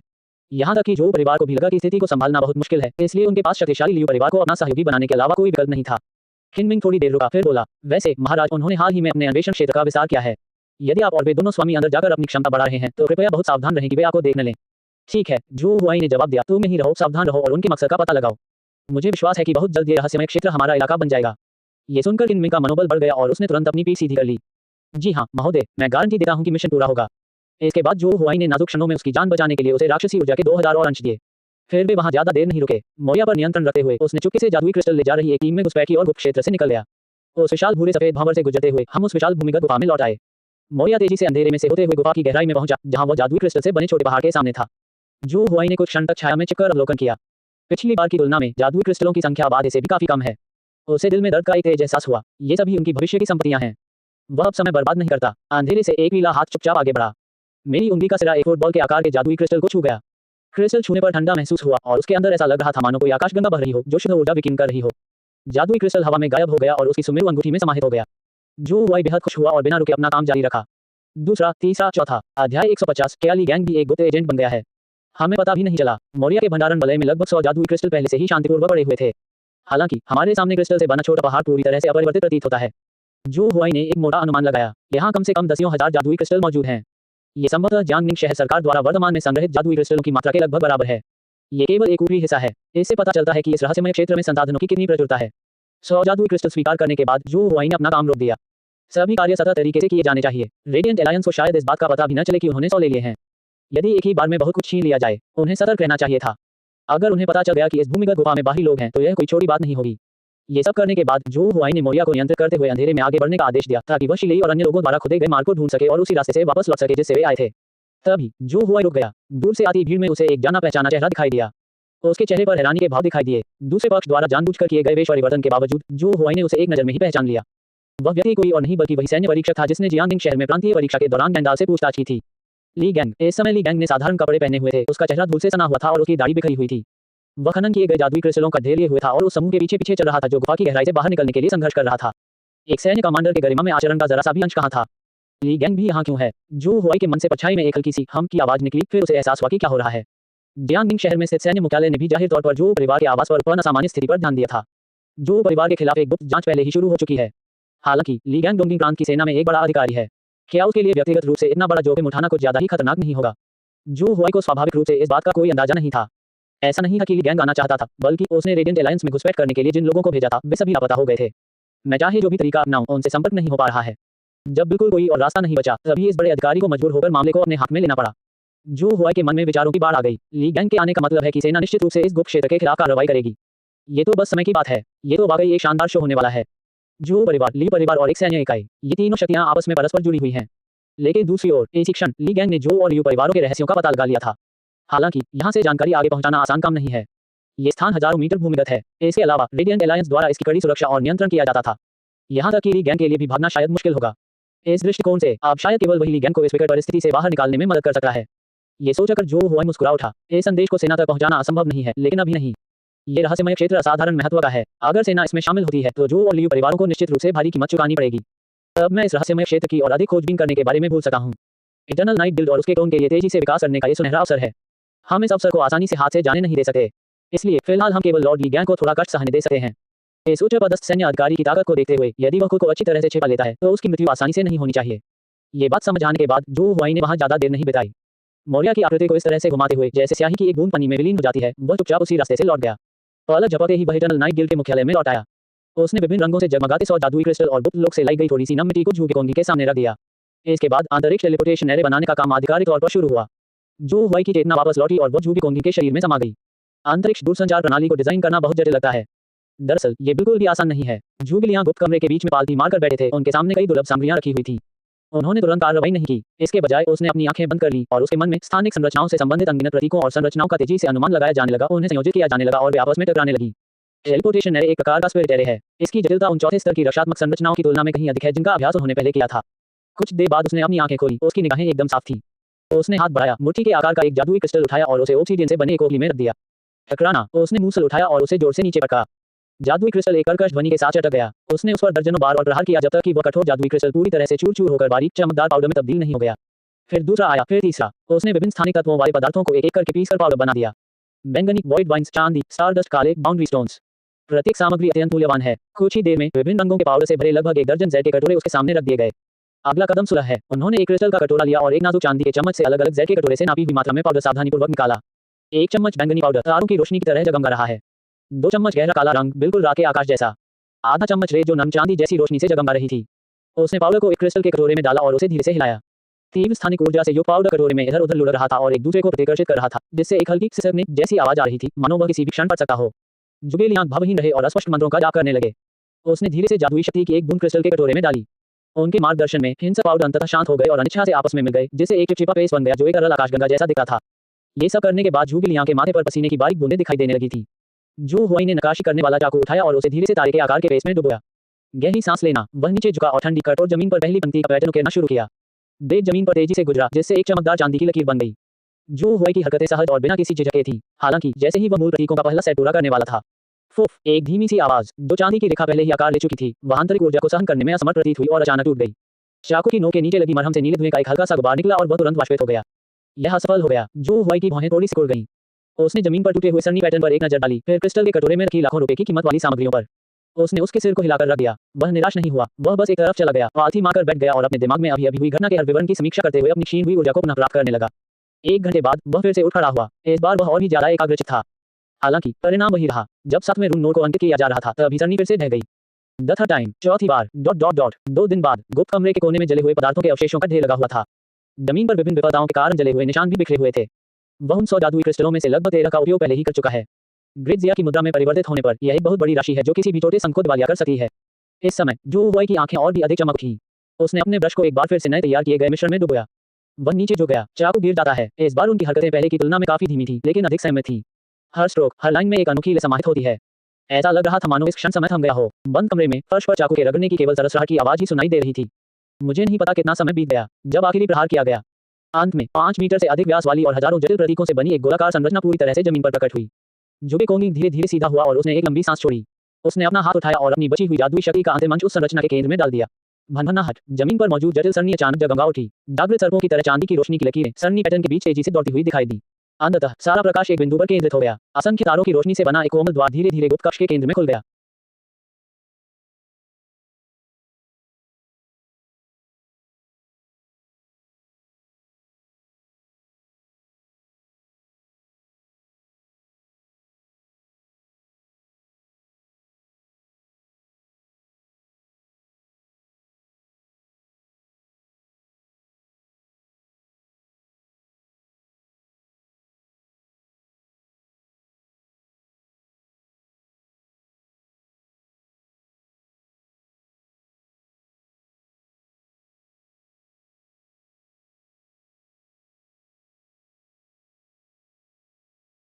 अध्याय 251। देखो कितनी खूबसूरत आतिशबाजी है। और इस प्रकार इस जर्जर एकांत द्वीप पर कला शैलियों में पुनर्तः भिन्नता वाले 2 विचित्र दृश्य सामने आए। एक तरफ जीवन मरण का संघर्ष चल रहा था जो आकाश और पृथ्वी को नष्ट कर सकता था। दूसरी ओर फूलों और चांद की रोशनी में कोमल स्नेह का भाव व्याप्त था। जो हुआई ने बिना किसी झिझक के गैंडाल्फ को नियंत्रित किया। उसने अपने पैर की उंगलियों से जमीन को हल्के से छुआ और उसका शरीर एक भूत की तरह पीछे की ओर तैरने लगा, जिससे पल भर में उसके और जापानी तलवारबाज के बीच दर्जनों मीटर की दूरी बन गई। इसके तुरंत बाद उसने एक बार फिर शाश्वत न्याय को अपने हाथ में ऊंचा उठा लिया। निषिद्ध मंत्र, 1000 मील की बर्फ की मोहर। क्लिक। तीसरी बार परम शून्य तापमान आ गया है। वह भयानक ठंड, जैसे बाढ़ अपने किनारों को तोड़कर बह रही हो, तेजी से उस ओर बढ़ रही थी जहां यंगसेलान थी। दूसरी ओर थोर ने पोलिना का कोमल बिना हड्डी वाला छोटा हाथ पकड़ रखा था और वे जमे हुए द्वीप के किनारे टहल रहे थे। उसने पास ही मौजूद उस भयानक ठंड को पूरी तरह से नजरअंदाज कर दिया जो किसी की भी आत्मा को जमा देने के लिए काफी थी, और उसने अपने उस साथी खिलाड़ी को भी नजरअंदाज कर दिया जो जमीन पर पड़ा हुआ था और हिलने डुलने में असमर्थ था। उसकी नीली आंखें अब उसके सामने खड़ी अद्भुत सुंदरता पर टिकी हुई थी। जानती हो क्या प्रिय? थोर की आवाज कोमल और मोहक थी। हमारे स्वतंत्र संघ में कई लड़कियां मुझे पसंद करती हैं, लेकिन मैंने उन सभी को अस्वीकार कर दिया है। मुझे पता है कि वे मेरी नियति नहीं है। मैं उस एक व्यक्ति के प्रकट होने का इंतजार कर रहा था। वह रुका, मुड़ा और पोलिना की उतनी ही खूबसूरत नीली आंखों में स्नेह से देखने लगा। हनी, ये तो बहुत ही बचकाना लग रहा है, लेकिन मैं अब भी पूछना चाहता हूँ, क्या आप पहली नजर में प्यार पर विश्वास करते हैं? पोलिना के चेहरे पर प्रशंसा की सही मात्रा झलक रही थी। उसने अपना सिर थोड़ा नीचे झुकाया, उसके गोरे गालों पर एक मनमोहक लाली छा गई, उसकी आवाज मुश्किल से सुनाई दे रही थी। सच कहूं तो मुझे भी पहले इस पर विश्वास नहीं था, जब तक मैंने तुम्हें नहीं देखा था। Dot dot dot. हाँ, ताकाशी अराशी के मुंह से अचानक एक जोरदार चीख निकली। अपने ऊपर छाई भयानक ठंड का सामना करते हुए उसने बचने का कोई इरादा नहीं दिखाया। उसने अपने घुटनों को थोड़ा मोड़ा, अपने शरीर को नीचे किया और एआईडो की एक मानक मुद्रा अपना ली। उसके शरीर से तलवार की शक्ति का चरम रूप से परिष्कृत रूप फूट पड़ा। उसके चारों ओर अदृश्य तलवार ऊर्जाएं भी उत्पन्न हुई, जिससे सर्वव्यापी गुरुत्वाकर्षण क्षेत्र में एक छोटा सा छेद बन गया। एक तलवार शैली, परम तकनीक एआई स्लैश क्लैंग। प्रकाश की एक चमक, सैकड़ों मीटर लंबी और अत्यधिक सघन अर्धचंद्राकार तलवार की आभा अचानक बिजली की तरह रात के आकाश को चीरती हुई निकली। वह भयानक ठंड जो हर चीज को जमा देने के लिए काफी थी, तलवार की ऊर्जा के संपर्क में आते ही दो हिस्सों में बंट गई। बूम! तलवार की ऊर्जा और ठंडी धारा के बीच भीषण टकराव हुआ, जिससे एक कान फाड़ देने वाली गर्जना उत्पन्न हुई। इस भयानक ऊर्जा के प्रभाव से पूरा द्वीप बुरी तरह कांप उठा, मानो वह किसी भी क्षण पूरी तरह से ढह जाएगा। अत्यधिक दबाव के बावजूद ताकात्सुकी अराशी धीरे धीरे और श्रमसाध्यता से गैंडाल्फ के स्थान की ओर बढ़ा। उसके द्वारा उठाए गए प्रत्येक कदम के साथ उसके पैरों के नीचे बर्फ पर एक गहरा पदचिह्न बनता जा रहा था। उसकी ठंडी भेदक आंखें गैंडाल्फ की आकृति पर टिकी रही, जो स्पष्ट रूप से भयावह हत्या के इरादे से भरी हुई थी। ये देखकर जो हुआई का चेहरा शांत और संयमित रहा, क्योंकि बर्फ से संबंधित कौशल इस व्यक्ति को कम समय में खत्म नहीं कर सकते। तो चलिए एक और कोशिश करते हैं। उसने एक बार फिर अपने हाथ में शाश्वत न्याय उठाया। उसके मुख से प्राचीन और गूढ़ मंत्र धीरे धीरे और सोच समझकर बोले जा रहे थे। निषिद्ध मंत्र, उल्का वर्षा। जिस क्षण शब्द मुंह से निकले, अचानक धुंधले आसमान में चकाचौंध कर देने वाली आग की लपटें फैल गईं। 1 2 3 भयंकर ज्वालाओं से घिरे 8 विशाल उल्कापिंड देवताओं के क्रोध की तरह बादलों को चीरते हुए धरती को हिला देने वाली ताकत के साथ तबाह हुए द्वीप पर जा गिरे। अब लपटें सामान्य गहरे लाल रंग की नहीं थी। इसके बजाय यह एक गहरा गाढ़ा हरा रंग था जो मानो आत्मा को निगल जाता था। ये वास्तव में आत्मा भक्षण करने वाली पाताल ज्वाला है। Dot dot dot. जब यंगसिलान ने आकाश से गिरते हुए 8 विशाल उल्कापिंडों को देखा, तो अंततः उनके हमेशा ठंडे रहने वाले चेहरे पर थोड़ी गंभीरता दिखाई दी। वह स्पष्ट रूप से महसूस कर सकता था कि उन उल्कापिंडों के साथ एक अत्यंत विचित्र ज्वाला भी थी। महज एक नजर ही उसकी आत्मा में जलन और चुभन पैदा करने के लिए काफी थी। हालांकि उन्होंने पीछे हटने का कोई संकेत नहीं दिखाया। एक तलवारबाज होने के नाते उसमें अपना गौरव था। सही समय पर यंगसिलान ने जोर से चिल्लाते हुए वास्तव में आकाश से गिरते उल्कापिंड का सामना करने की पहल की और धारा के विपरीत दिशा में आगे बढ़ा। उसके पैरों के नीचे की बर्फ अचानक फट गई और वह तोप के गोले की तरह आसमान में उड़ गया। दोहरी तलवार शैली, परम तकनीक ऋषोमोन। उसके हाथ में मौजूद कोटेत्सु तलवार हवा में एक शानदार चाप बनाती हुई घूम रही थी। अगले ही पल प्रकाश की एक तेज चमक दिखाई दी। जल्दी! ये लगभग अपनी सीमा पर पहुंच चुका है। जो हुआई अपनी तलवार के वार की दिशा भी नहीं देख पा रहा था, उसे बस अनगिनत प्रकाश की चमक से बुना हुआ एक घातक जाल दिखाई दे रहा था। डिंग डिंग डिंग डिंग। बारिश की बूंदों के केले के पत्तों पर गिरने जैसी घनी कुरकुरी आवाजों की एक श्रृंखला हवा में बेतहाशा गूंज उठी। वे 8 विशाल उल्कापिंड, जिनमें से प्रत्येक एक छोटे शहर को आसानी से नष्ट करने के लिए पर्याप्त शक्तिशाली था, वास्तव में ब्लेड के उस अभेद्य जाल के भीतर अनगिनत छोटे छोटे टुकड़ों में कट गए थे। बूम! गहरे हरे रंग की लपटें हवा में फूट पड़ी। अनगिनत जलते हुए उल्कापिंड के टुकड़े आग की एक भव्य वर्षा की तरह पूरे आकाश को एक भयावह गहरे हरे रंग में रंग दिया। यंगसिलान की आकृति धीरे धीरे आकाश से नीचे उतरी। उसने एक हाथ में चाकू पकड़ा हुआ था और बिना कपड़ों पर हल्की सी भी शिकन आए वह मजबूती से बर्फ पर उतर गया। हालांकि उनका ठंडा और गंभीर चेहरा थोड़ा पीला पड़ गया और उनकी सांसें थोड़ी तेज हो गईं। स्पष्ट है कि उस कदम का उन पर भी बुरा असर पड़ा था। Dot dot dot. वाह, ये तो बहुत सुंदर है। थोर ने आसमान में उड़ती हुई गहरे हरे रंग की आग की बारिश को देखा और उसका चेहरा तेजी से उत्साहित होता जा रहा था। उसने अपना सिर घुमाकर पोलिना की ओर देखा। उसकी नीली आंखों में स्पष्ट आत्मसंतुष्टि झलक रही थी। हनी, क्या तुमने वो देखा? ये मैंने खास तौर पर आपके लिए तैयार किए हैं। क्या आपको ये पसंद है? पोलिना, वह अब और बर्दाश्त नहीं कर सकती थी। उसने गहरी सांस ली, अपने दिल में उमड़ रही मुस्कान को जबरदस्ती दबाया और अपने चेहरे पर एक प्यारी सी मुस्कान लाने की कोशिश की। पसंद करना, श्री थोर, आप बहुत दयालु हैं। अध्याय 252, इधर आओ। एक जोरदार आवाज के साथ यंगसिलान ने गहरे काले रंग के टाइगर क्लीवर को बर्फ में जोर से गाड़ दिया और बड़ी मुश्किल से खुद को संभाल पाया। वह जोर जोर से सांस ले रहा था, दर्द से उसका ठंडा चेहरा थोड़ा विकृत हो गया था। हालांकि अभी अभी उनके राशोमोन के हमले ने सभी उल्कापिंडों को स्पष्ट और निर्णायक रूप से चकनाचूर कर दिया। लेकिन भयानक गहरे हरे रंग की लपटें उसकी हड्डियों से चिपके कीड़ों की तरह उसकी तलवार और पीठ से चिपकी हुई थीं और बेतहाशा जल रही थी। -1452, -1587, -1499। उसके सिर के ऊपर लगातार क्षति के विस्तृत आंकड़े दिखाई दे रहे थे। उसे इस मामूली चोट की कोई परवाह नहीं थी। जो बात उसे वास्तव में परेशान करती थी वह ये थी कि हर झुलसा देने वाली लौ के साथ एक गहरा, आत्मा को भेदने वाला दर्द होता था जो उसकी आत्मा के मज्जे तक पहुंच जाता था। इस भावना ने उसे लगभग पागल कर दिया था। ठीक उसी समय जब वह असहनीय दर्द सहने और एक और हमला करने ही वाला था, उसके पीछे चुपचाप एक आकृति प्रकट हुई। ये पाक इन मिंग है। हिलो मत, पीछे से एक ठंडी आवाज आई। यंग सिलान का सहज मन हुआ कि वह प्रतिशोध में अपनी तलवार चलाए, लेकिन अंततः उसने उस विचार को दबा दिया। उसे यह आभास हो गया था कि उसके पीछे खड़े व्यक्ति का उसे जान से मारने का कोई इरादा नहीं था। अगले ही पल पाक इन मैन ने हाथ बढ़ाकर यंग सिलान की पीठ पर अपना हाथ रख दिया। उसने अचानक अपना मुंह खोला और गहरी सांस ली। पुकारना। अचानक उसके मुंह से एक भयानक चूसने वाली शक्ति फूट पड़ी। यंग सिलान को अपनी पीठ पर हल्कापन महसूस हुआ। कीड़ों की तरह उससे चिपकी हुई गहरे हरे रंग की ज्वालाएं वास्तव में जबरदस्ती पाक इन मिंग के शरीर में समाहित हो गईं। जैसे ही आत्मा भक्षक अधोमुखी ज्वाला समाहित हो गई, पाक इन मिंग की चोटें इतनी तेजी से ठीक हो गईं कि उन्हें नंगी आंखों से भी देखा जा सकता था। उनके पहले से ही आकर्षक चेहरे पर एक बार फिर से स्वस्थ लालिमा लौट आई। वह धीरे से सीधा हुआ और अपनी ठंडी निगाहें कुछ ही दूरी पर खड़े गैंडाल्फ पर डाली। दिलचस्प, इस आदमी के शरीर में न केवल अजीबोगरीब बर्फ समाई हुई है, बल्कि यह अजीबोगरीब आग से भी समाया हुआ है। ये देखकर जो हुआई ने अपनी आंखें सिकोड़ ली। ये यान सम्राट का पेशा वास्तव में अद्वितीय है। वह दूसरों द्वारा छोड़ी गई विचित्र अग्नि को भी अवशोषित करके स्वयं को पुनर्जीवित कर सकता है। इस दृष्टिकोण से देखा जाए तो पाक इन मिंग अन्य अग्निशमन पेशेवरों के मुकाबले व्यावहारिक रूप से अजेय हैं। आगामी लड़ाइयों में उल्का वर्षा चाल का उपयोग नहीं किया जा सकेगा। दूसरी ओर ताकात्सुका रान ने अपना सिर हिलाया और महसूस किया कि गहरा आत्मा को भेदने वाला दर्द आखिरकार गायब हो गया है। वह काफी अधिक संयमी हो गया। वह धीरे से मुड़ा और पाक इन मिंग को थोड़ा झुककर प्रणाम किया। धन्यवाद। पाक इन मिंग ने अपना सिर हिलाया और उसके चेहरे पर फिर से वही ठंडा भाव आ गया। आइए मिलकर काम करें और इसे जल्दी खत्म करें। यह आदमी बहुत ताकतवर है, हम उसे कम नहीं आंक सकते। ये सुनकर ताकात्सुका रान ने चुपचाप सिर हिलाया। उसने बहादुर बनने की कोशिश करना छोड़ दिया। उनके बीच हुई बातचीत के बाद उसे इस बात का गहरा एहसास हो गया था कि महान जिया साम्राज्य का ये निषिद्ध जादूगर वास्तव में कितना भयानक था। अगर पाक इन मिंग ने समय रहते हस्तक्षेप करके उसके शरीर से उन अजीब लपटों को नहीं हटाया होता, मुझे डर है कि जल्द ही मैं अपनी आत्मा की निरंतर पीड़ा के आगे घुटने टेक दूंगा। एक साथ हमला करो, पाक इन मिंग ने धीमी आवाज में चिल्लाया। जैसे ही उसने बोलना समाप्त किया, उसने अपने जैसे दिखने वाले 2 और क्लोन बुला लिए। लगभग उसी समय 3 आकृतियों ने अपनी लाठियां ऊंची उठाईं और मंत्रों का जाप करने लगे। इसी बीच दूसरी तरफ ताकाशी लैंड की आकृति एक बार फिर एक काले प्रेत में परिवर्तित हो गई, कोटेत्सु तलवार लिए हुए, और तेजी से गैंडाल्फ के स्थान की ओर दौड़ पड़ी। गर्जन, अजगर की दहाड़ से आकाश कांप उठा। इस बार उस गहरे नीले अग्निसागर से प्रकट होने वाले अग्नि ड्रैगनों की संख्या 100 से अधिक हो गई।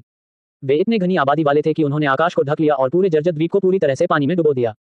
जो हुआई की भौहें थोड़ी सिकुड़ गईं। उसने गैंडाल्फ को नियंत्रित किया, जादुई अवरोध को बनाए रखते हुए लगातार निषिद्ध मंत्र, 1000 मील की बर्फ का जाप किया और बर्फ का उपयोग करके चेरी ब्लॉसम किंगडम के अंतहीन अग्नि ड्रैगन और मायावी तलवारबाज को रोकने का प्रयास किया। हालांकि ऐसे स्तर के 2 शक्तिशाली संगठनों के संयुक्त हमले के तहत वह धीरे धीरे एक प्रतिकूल स्थिति में आ गया। पाक इन मिंग के अग्नि ड्रैगन इतने असंख्य हैं कि उनकी गिनती करना असंभव है और वे अनंत हैं। यंग सिलान के वार बेहद भयंकर थे, प्रत्येक वार सटीक रूप से जादुई अवरोध के सबसे कमजोर बिंदु पर प्रहार कर रहा था। गैंडाल्फ की ढाल तेजी से टूट रही थी। उसके पास शक्तिशाली निषिद्ध मंत्र का जाप करने का भी समय नहीं था, वह केवल निष्क्रिय रूप से बचाव और चकमा दे सकता था। द्वीप किनारा। जैसे ही पोलिना ने रहस्यमय नीली लपटों और अंतहीन तलवार की रोशनी से पूरी तरह घिरे द्वीप को देखा, उसकी खूबसूरत नीली आंखों में आखिरकार चिंता की एक झलक दिखाई दी। उसने अपना सिर घुमाया और अपने बगल में बैठे उस आदमी की ओर देखा जो अभी उसे स्नेह भरी निगाहों से देख रहा था। शहद। पोलिना की आवाज दयनीय हो गई। देखिए, ये थोड़ा अनुचित है कि उनमें से 2 एक से लड़ रहे हैं। क्या तुम जाकर गैंडाल्फ की मदद कर सकते हो? ये सुनकर थोर ने लगभग न के बराबर भौहें चढ़ाईं। उसने दूर स्थित भयंकर युद्ध क्षेत्र पर एक नजर डाली, फिर अपने बगल में खड़ी दयनीय सुंदरता पर, और उसके चेहरे पर एक संघर्ष के भाव दिखाई दिए। मेरे प्रिय, वे मेरे सहयोगी हैं। अगर मैं अभी उन पर हमला करता हूं, तो वापस लौटने पर मैं आर्चबिशप को इसका स्पष्टीकरण नहीं दे पाऊंगा। ये सुनकर पोलिना की आंखों में तुरंत आंसू आ गए। उसने अपनी पतली उंगलियों को आगे बढ़ाया और धीरे से थोर की आस्तीन को खींचा। उसकी आवाज में सिसकी की झलक थी। लेकिन महान शिया साम्राज्य का वह सुंदर युवक भी हमारा सहयोगी है। क्या हम चुपचाप खड़े होकर उन 2 बेशर्म बदमाशों द्वारा उस पर हमला होते हुए देखते रहेंगे? श्री थोर, क्या आपको इस तरह का बदमाशी भरा व्यवहार सबसे ज्यादा नापसंद नहीं है? थोर के चेहरे पर और भी स्पष्ट रूप से अनिश्चितता दिखाई दे रही थी। हालांकि शरीर में जरा भी हलचल नहीं हुई। ये देखकर पोलिना ने मन ही मनाह भरी। ऐसा लगता है कि थोर अभी भी बहुत शक्तिशाली है। हालांकि उसके आकर्षण से वह उसके प्रति गहरी पसंद महसूस कर सकता था, लेकिन यह उसे पूरी तरह से उसकी आज्ञा मानने या यहाँ तक कि उसके खेमे के साथ विश्वासघात करने के लिए पर्याप्त नहीं था। वो कमीनी करेन, मुझे नहीं पता वे कहाँ गए। अगर वो बेवकूफ यहाँ होता तो वो बिना किसी झिझक के आगे बढ़ता और मेरे आदेश पर उन दोनों से जान की बाजी लगा देता। गैंडाल्फ की ताकत से वह ताकाशी लैंड और पाक इन मिंग को आसानी से कुचल सकता था।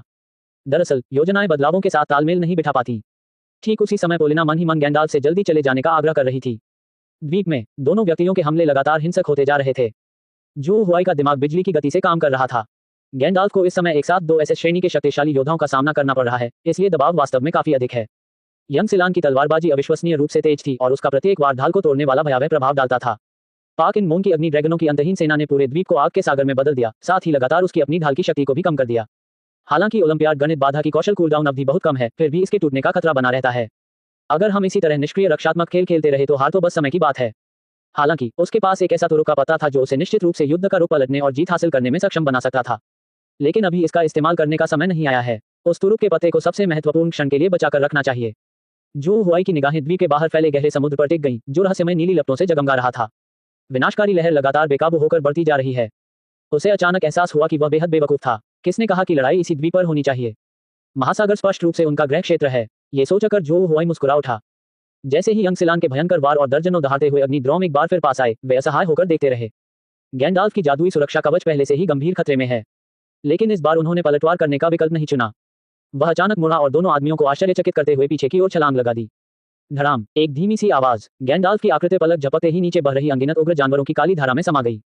ताकात्सुका रान और पाक इन मिंग के सभी हमले अपने लक्ष्य से चूक गए। हिंसक तलवार की ऊर्जा और अग्नि ड्रैगन ने पहले से ही चकनाचूर बर्फ की सतह पर जोरदार प्रहार किया। बूम! इस भयानक ऊर्जा के प्रभाव से पूरा द्वीप बुरी तरह कांप उठा और उसमें दरारें पड़ गईं। बर्फ के बड़े बड़े तैरते हुए टुकड़े विस्फोट से टूटकर बिखर गए और समुद्र तल में डूब गए।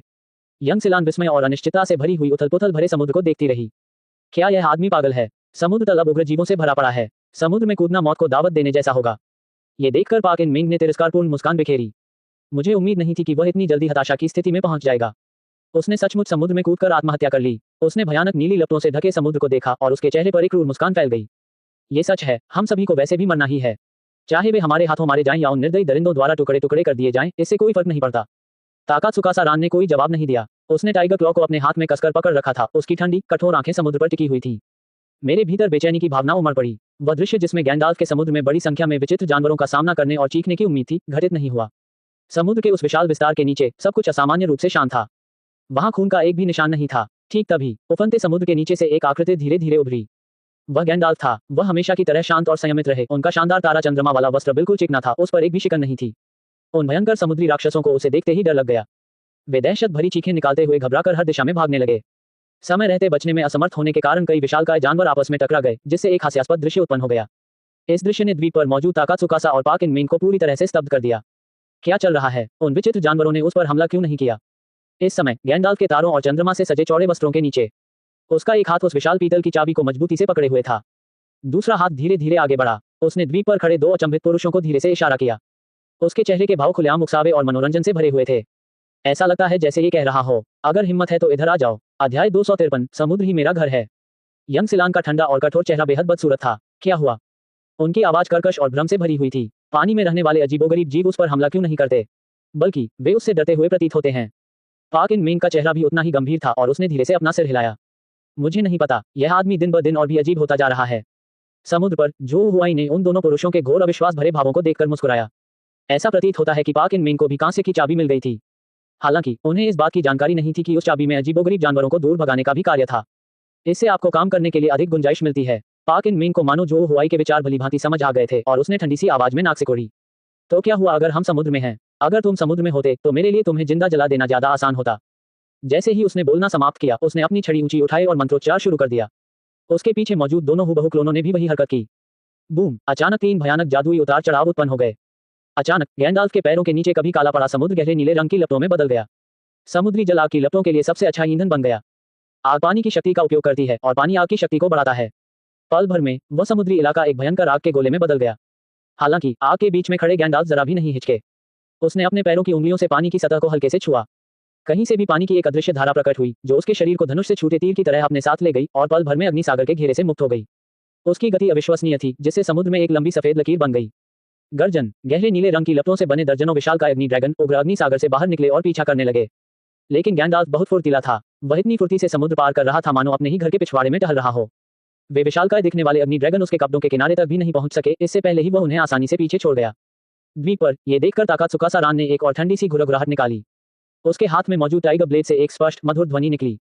अगले ही पल उसके पैरों के नीचे की बर्फ फट गई। एक तोप के गोले की तरह उसने सीधे उस समुद्र पर कदम रखा जो भयंकर रूप से जल रहा था। लहरों पर सवार होकर गैंडाल्फ के स्थान की ओर तेजी से बढ़ा। ये देखकर जो हुआई लगभग हंसते हंसते लोटपोट हो गया। क्या जापान के सभी समुराई इतने सीधे साधे होते हैं?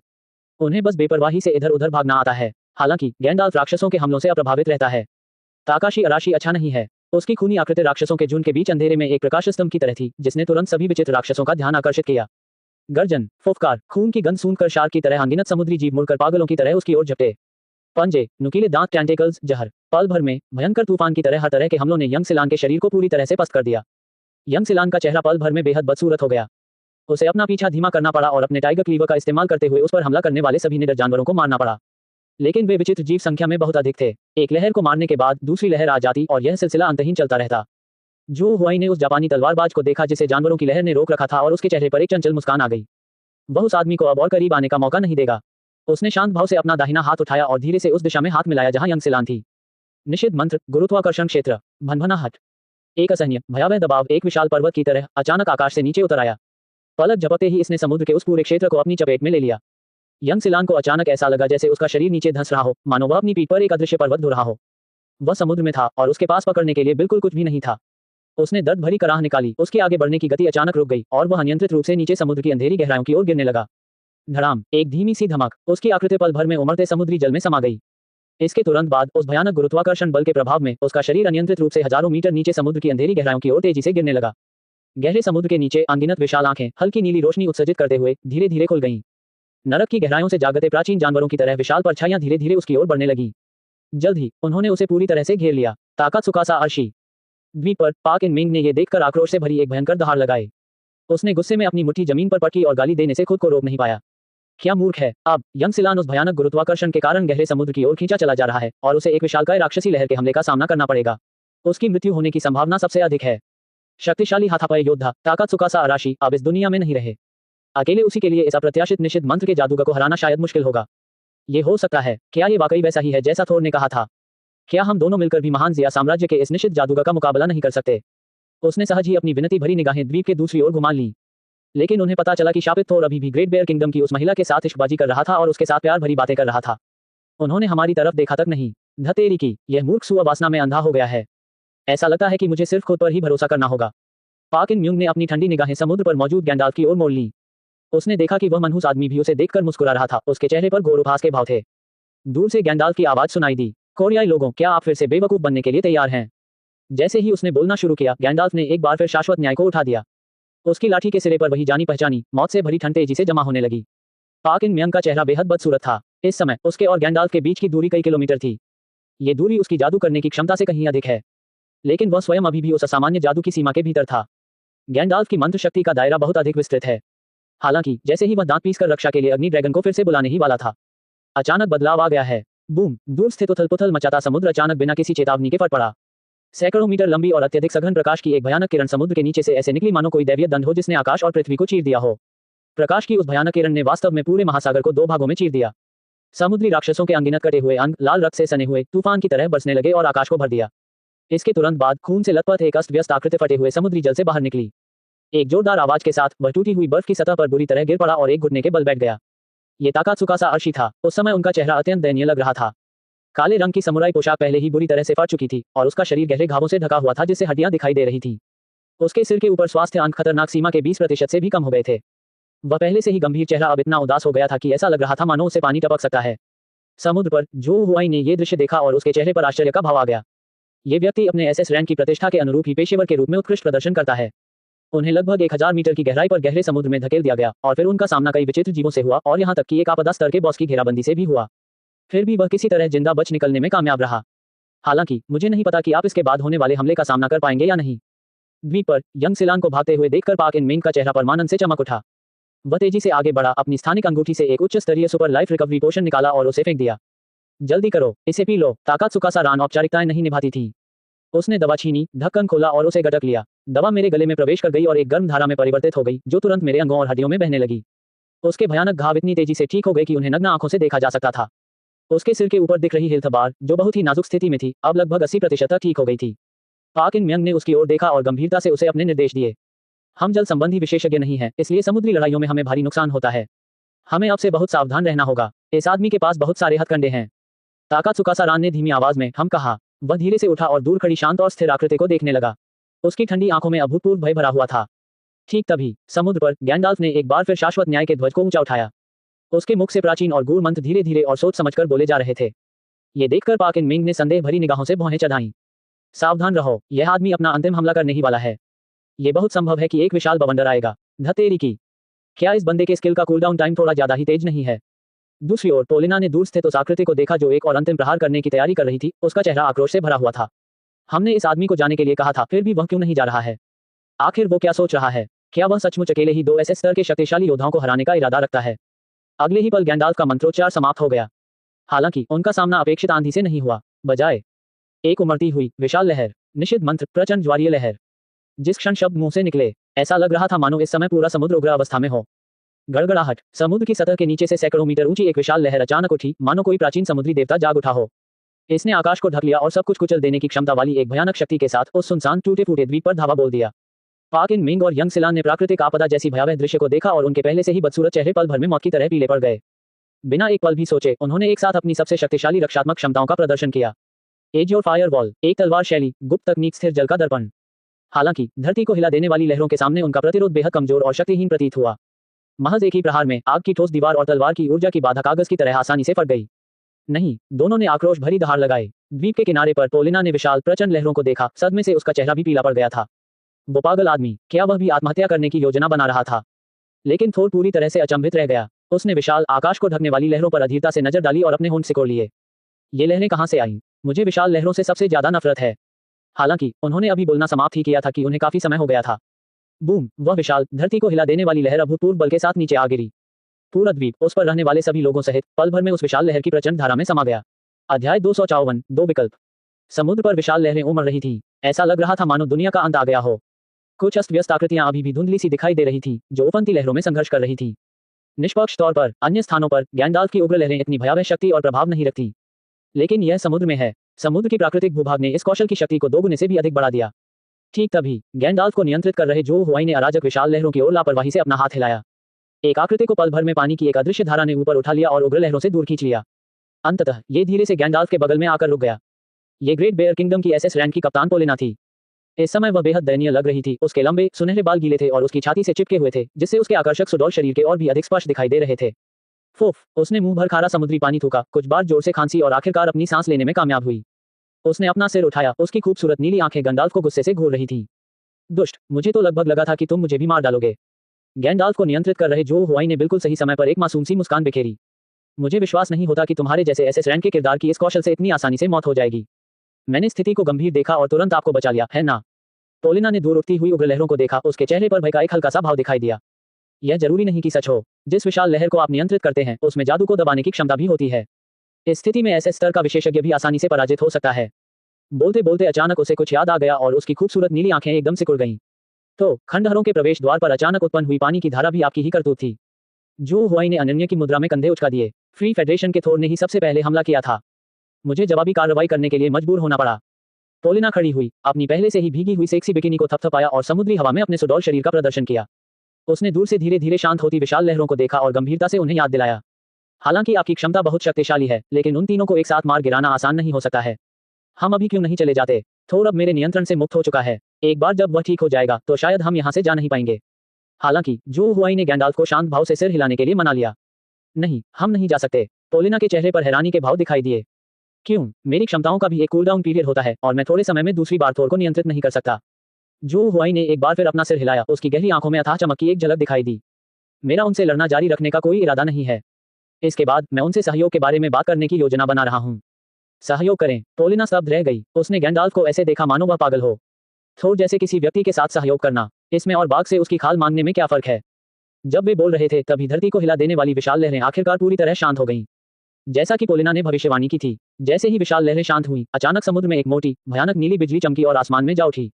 इसके तुरंत बाद यंग सिलान और पाक इन मिंग अपने अस्त व्यस्त शरीर के साथ समुद्र से निकले और पहले से ही जर्जर हो चुके द्वीप पर भारी कदमों से उतरे। थोर की तुलना में, जो हमेशा की तरह राजसी बना रहा, वे दोनों कहीं अधिक दयनीय दिख रहे थे। उन सबके चेहरे पहले वाले से भी ज्यादा पीले पड़ गए थे। वे जमीन पर घुटने टेक कर बैठ गए, उन्हें तेज खांसी आ रही थी और वे बड़ी मात्रा में समुद्री जल उल्टी कर रहे थे। उनके पूरे शरीर अनियंत्रित रूप से कांप रहे थे। थोर हवा में मंडरा रहा था, उसका शरीर बिजली के सांपों से लिपटा हुआ था जो बची हुई नमी को वाष्पित कर रहे थे। उसने धीरे से अपना सिर घुमाया, उसकी नीली आंखें समुद्र की सतह पर गैंडाल्फ पर टकटकी लगाए हुए थी। उसका सुंदर चेहरा घोर क्रोध की मुस्कान में बदल गया। तो वास्तव में खंडहरों के प्रवेश द्वार पर तुमने ही परेशानी खड़ी की थी। बहुत बढ़िया, तुम बहुत अच्छे हो। तुमने मुझे सफलतापूर्वक क्रोधित कर दिया। अब मैं तुम्हारा ख्याल खुद रखूंगा। जैसे ही उसने बोलना समाप्त किया, उसके चारों ओर नीली बिजली अचानक तेज हो गई और भयानक दबाव, जैसे कोई बाढ़ अपने किनारों को तोड़कर बह रही हो, तेजी से गैंडाल्फ के स्थान की ओर बढ़ गया। हालांकि ये भयावह दबाव किसी भी एसएस स्तर के विशेषज्ञ को पीला कर देने के लिए काफी था। हालांकि गैंडाल्फ का चेहरा शांत और अविचलित रहा। उसने शांत भाव से ऊपर देखा, आकाश में उस व्यक्ति को निहारा जो पृथ्वी पर उतरते हुए गर्जन के देवता जैसा प्रतीत हो रहा था, और केवल एक वाक्य बोला। यदि आप वास्तविक कलाकृति के ठिकाने के बारे में जानना चाहते हैं तो मैं आपको सलाह देता हूं कि अभी कोई कार्रवाई न करें। वास्तव में ये सुनकर थोर के चारों ओर चमकती नीली बिजली काफी हद तक शांत हो गई। उसने भौहें चढ़ाईं, उसकी नीली आंखों में स्पष्ट संदेह झलक रहा था। अर्थ क्या है? क्या आपको पहले से ही पता है कि असली दिव्य कलाकृति कहाँ है? गैंडाल्फ ने शांत भाव से अपना सिर हिलाया। मुझे नहीं पता। सटीक रूप से कहें तो मेरे पास कलाकृति के स्थान के बारे में सुराग हैं। ये सुनकर पोलिना के चेहरे के भाव एकदम बदल गए। वह दौड़कर गैंडाल्फ के पास गई और धीमी आवाज में उनसे सवाल किया। गैंडाल्फ, क्या तुम पागल हो गए हो? क्या तुम उस रहस्य को उजागर करने की कोशिश कर रहे हो? जू हुआई ने भी ठीक यही सोचा था। कुछ समय पहले ही उन्हें अचानक एक बात का एहसास हुआ। अगला सुराग पाने के लिए हमें सभी चाबियां एकत्र करनी होंगी। इसलिए पाक इन म्यंग के हाथ में मौजूद चाबी एक ऐसी चीज है जिसे उसे हर हाल में हासिल करना होगा। हालांकि थोर, जो उसके सामने एक बाधा की तरह खड़ा है, एक ऐसी रुकावट है जिसे पार करना ही होगा यदि वह उसे चाबी छीनना चाहता है। सच कहूं तो वह ताकात्सुका रान और पाक इन मिंग से निपटने में काफी आश्वस्त था। हालांकि फ्री फेडरेशन के इस शीर्ष प्रतिभाशाली खिलाड़ी को उनके अंतिम तुरुप के पते का इस्तेमाल किए बिना हराना लगभग असंभव है। अगर हम अपने सारे पत्ते खोल दें और जान की बाजी लगाकर लड़ें और अंत में महज किस्मत से उनसे चाबी हासिल कर लें, आगे उनका सामना जिस चीज से होगा वह सचमुच कोई दिव्य कलाकृति होगी या उससे भी कहीं अधिक भयावह संकट, ये तो आने वाले समय में ही पता चलेगा। आखिरकार चाबी के बारे में मिले सुराग फिलहाल केवल अटकलें ही हैं। ये वाकई हास्यास्पद होगा यदि किसी और के समय और प्रयासों की सारी मेहनत व्यर्थ साबित हो जाए। जब ऐसा है तो इस रहस्य को साझा क्यों न किया जाए? इससे जोखिम भी बन जाता है, ताकि आप उन लोगों में से एक न बन जाएं जो बहुत मेहनत तो करते हैं लेकिन बदले में कुछ नहीं पाते। गैंडाल्फ की बातें सुनकर थोर वास्तव में दिलचस्पी लेने लगा। वह धीरे धीरे आकाश से नीचे उतरा और टूटी हुई बर्फ की सतह पर स्थिर रूप से उतर गया। उसने अपनी बाहें मोड़ी और धमकी भरे लहजे में गैंडाल्फ की ओर देखा। मुझे उम्मीद है कि आप 3 वाक्यों में अपनी बात स्पष्ट कर देंगे। फिलहाल मेरा धैर्य बहुत सीमित है। जू हुआई ने बहस करना बंद कर दिया। उसने शांत भाव से अपना हाथ उठाया और दोनों व्यक्तियों के आश्चर्य के बीच अपने वस्त्रों के नीचे छिपी हुई विशाल कांसे की चाबी निकाल ली। जिस क्षण गैंडाल्फ ने रहस्य और प्राचीनता से भरी उस कांसे की चाबी को निकाला, पोलिना का चेहरा एकदम पीला पड़ गया। थोर की आंखें थोड़ी सिकुड़ गईं। क्या यही वो सुराग है जिसके बारे में आप बात कर रहे थे? क्या तुम जानबूझकर मुझे बेवकूफ बनाने के लिए कुछ बेकार की चीजें लाकर समय बर्बाद करने की कोशिश तो नहीं कर रहे हो?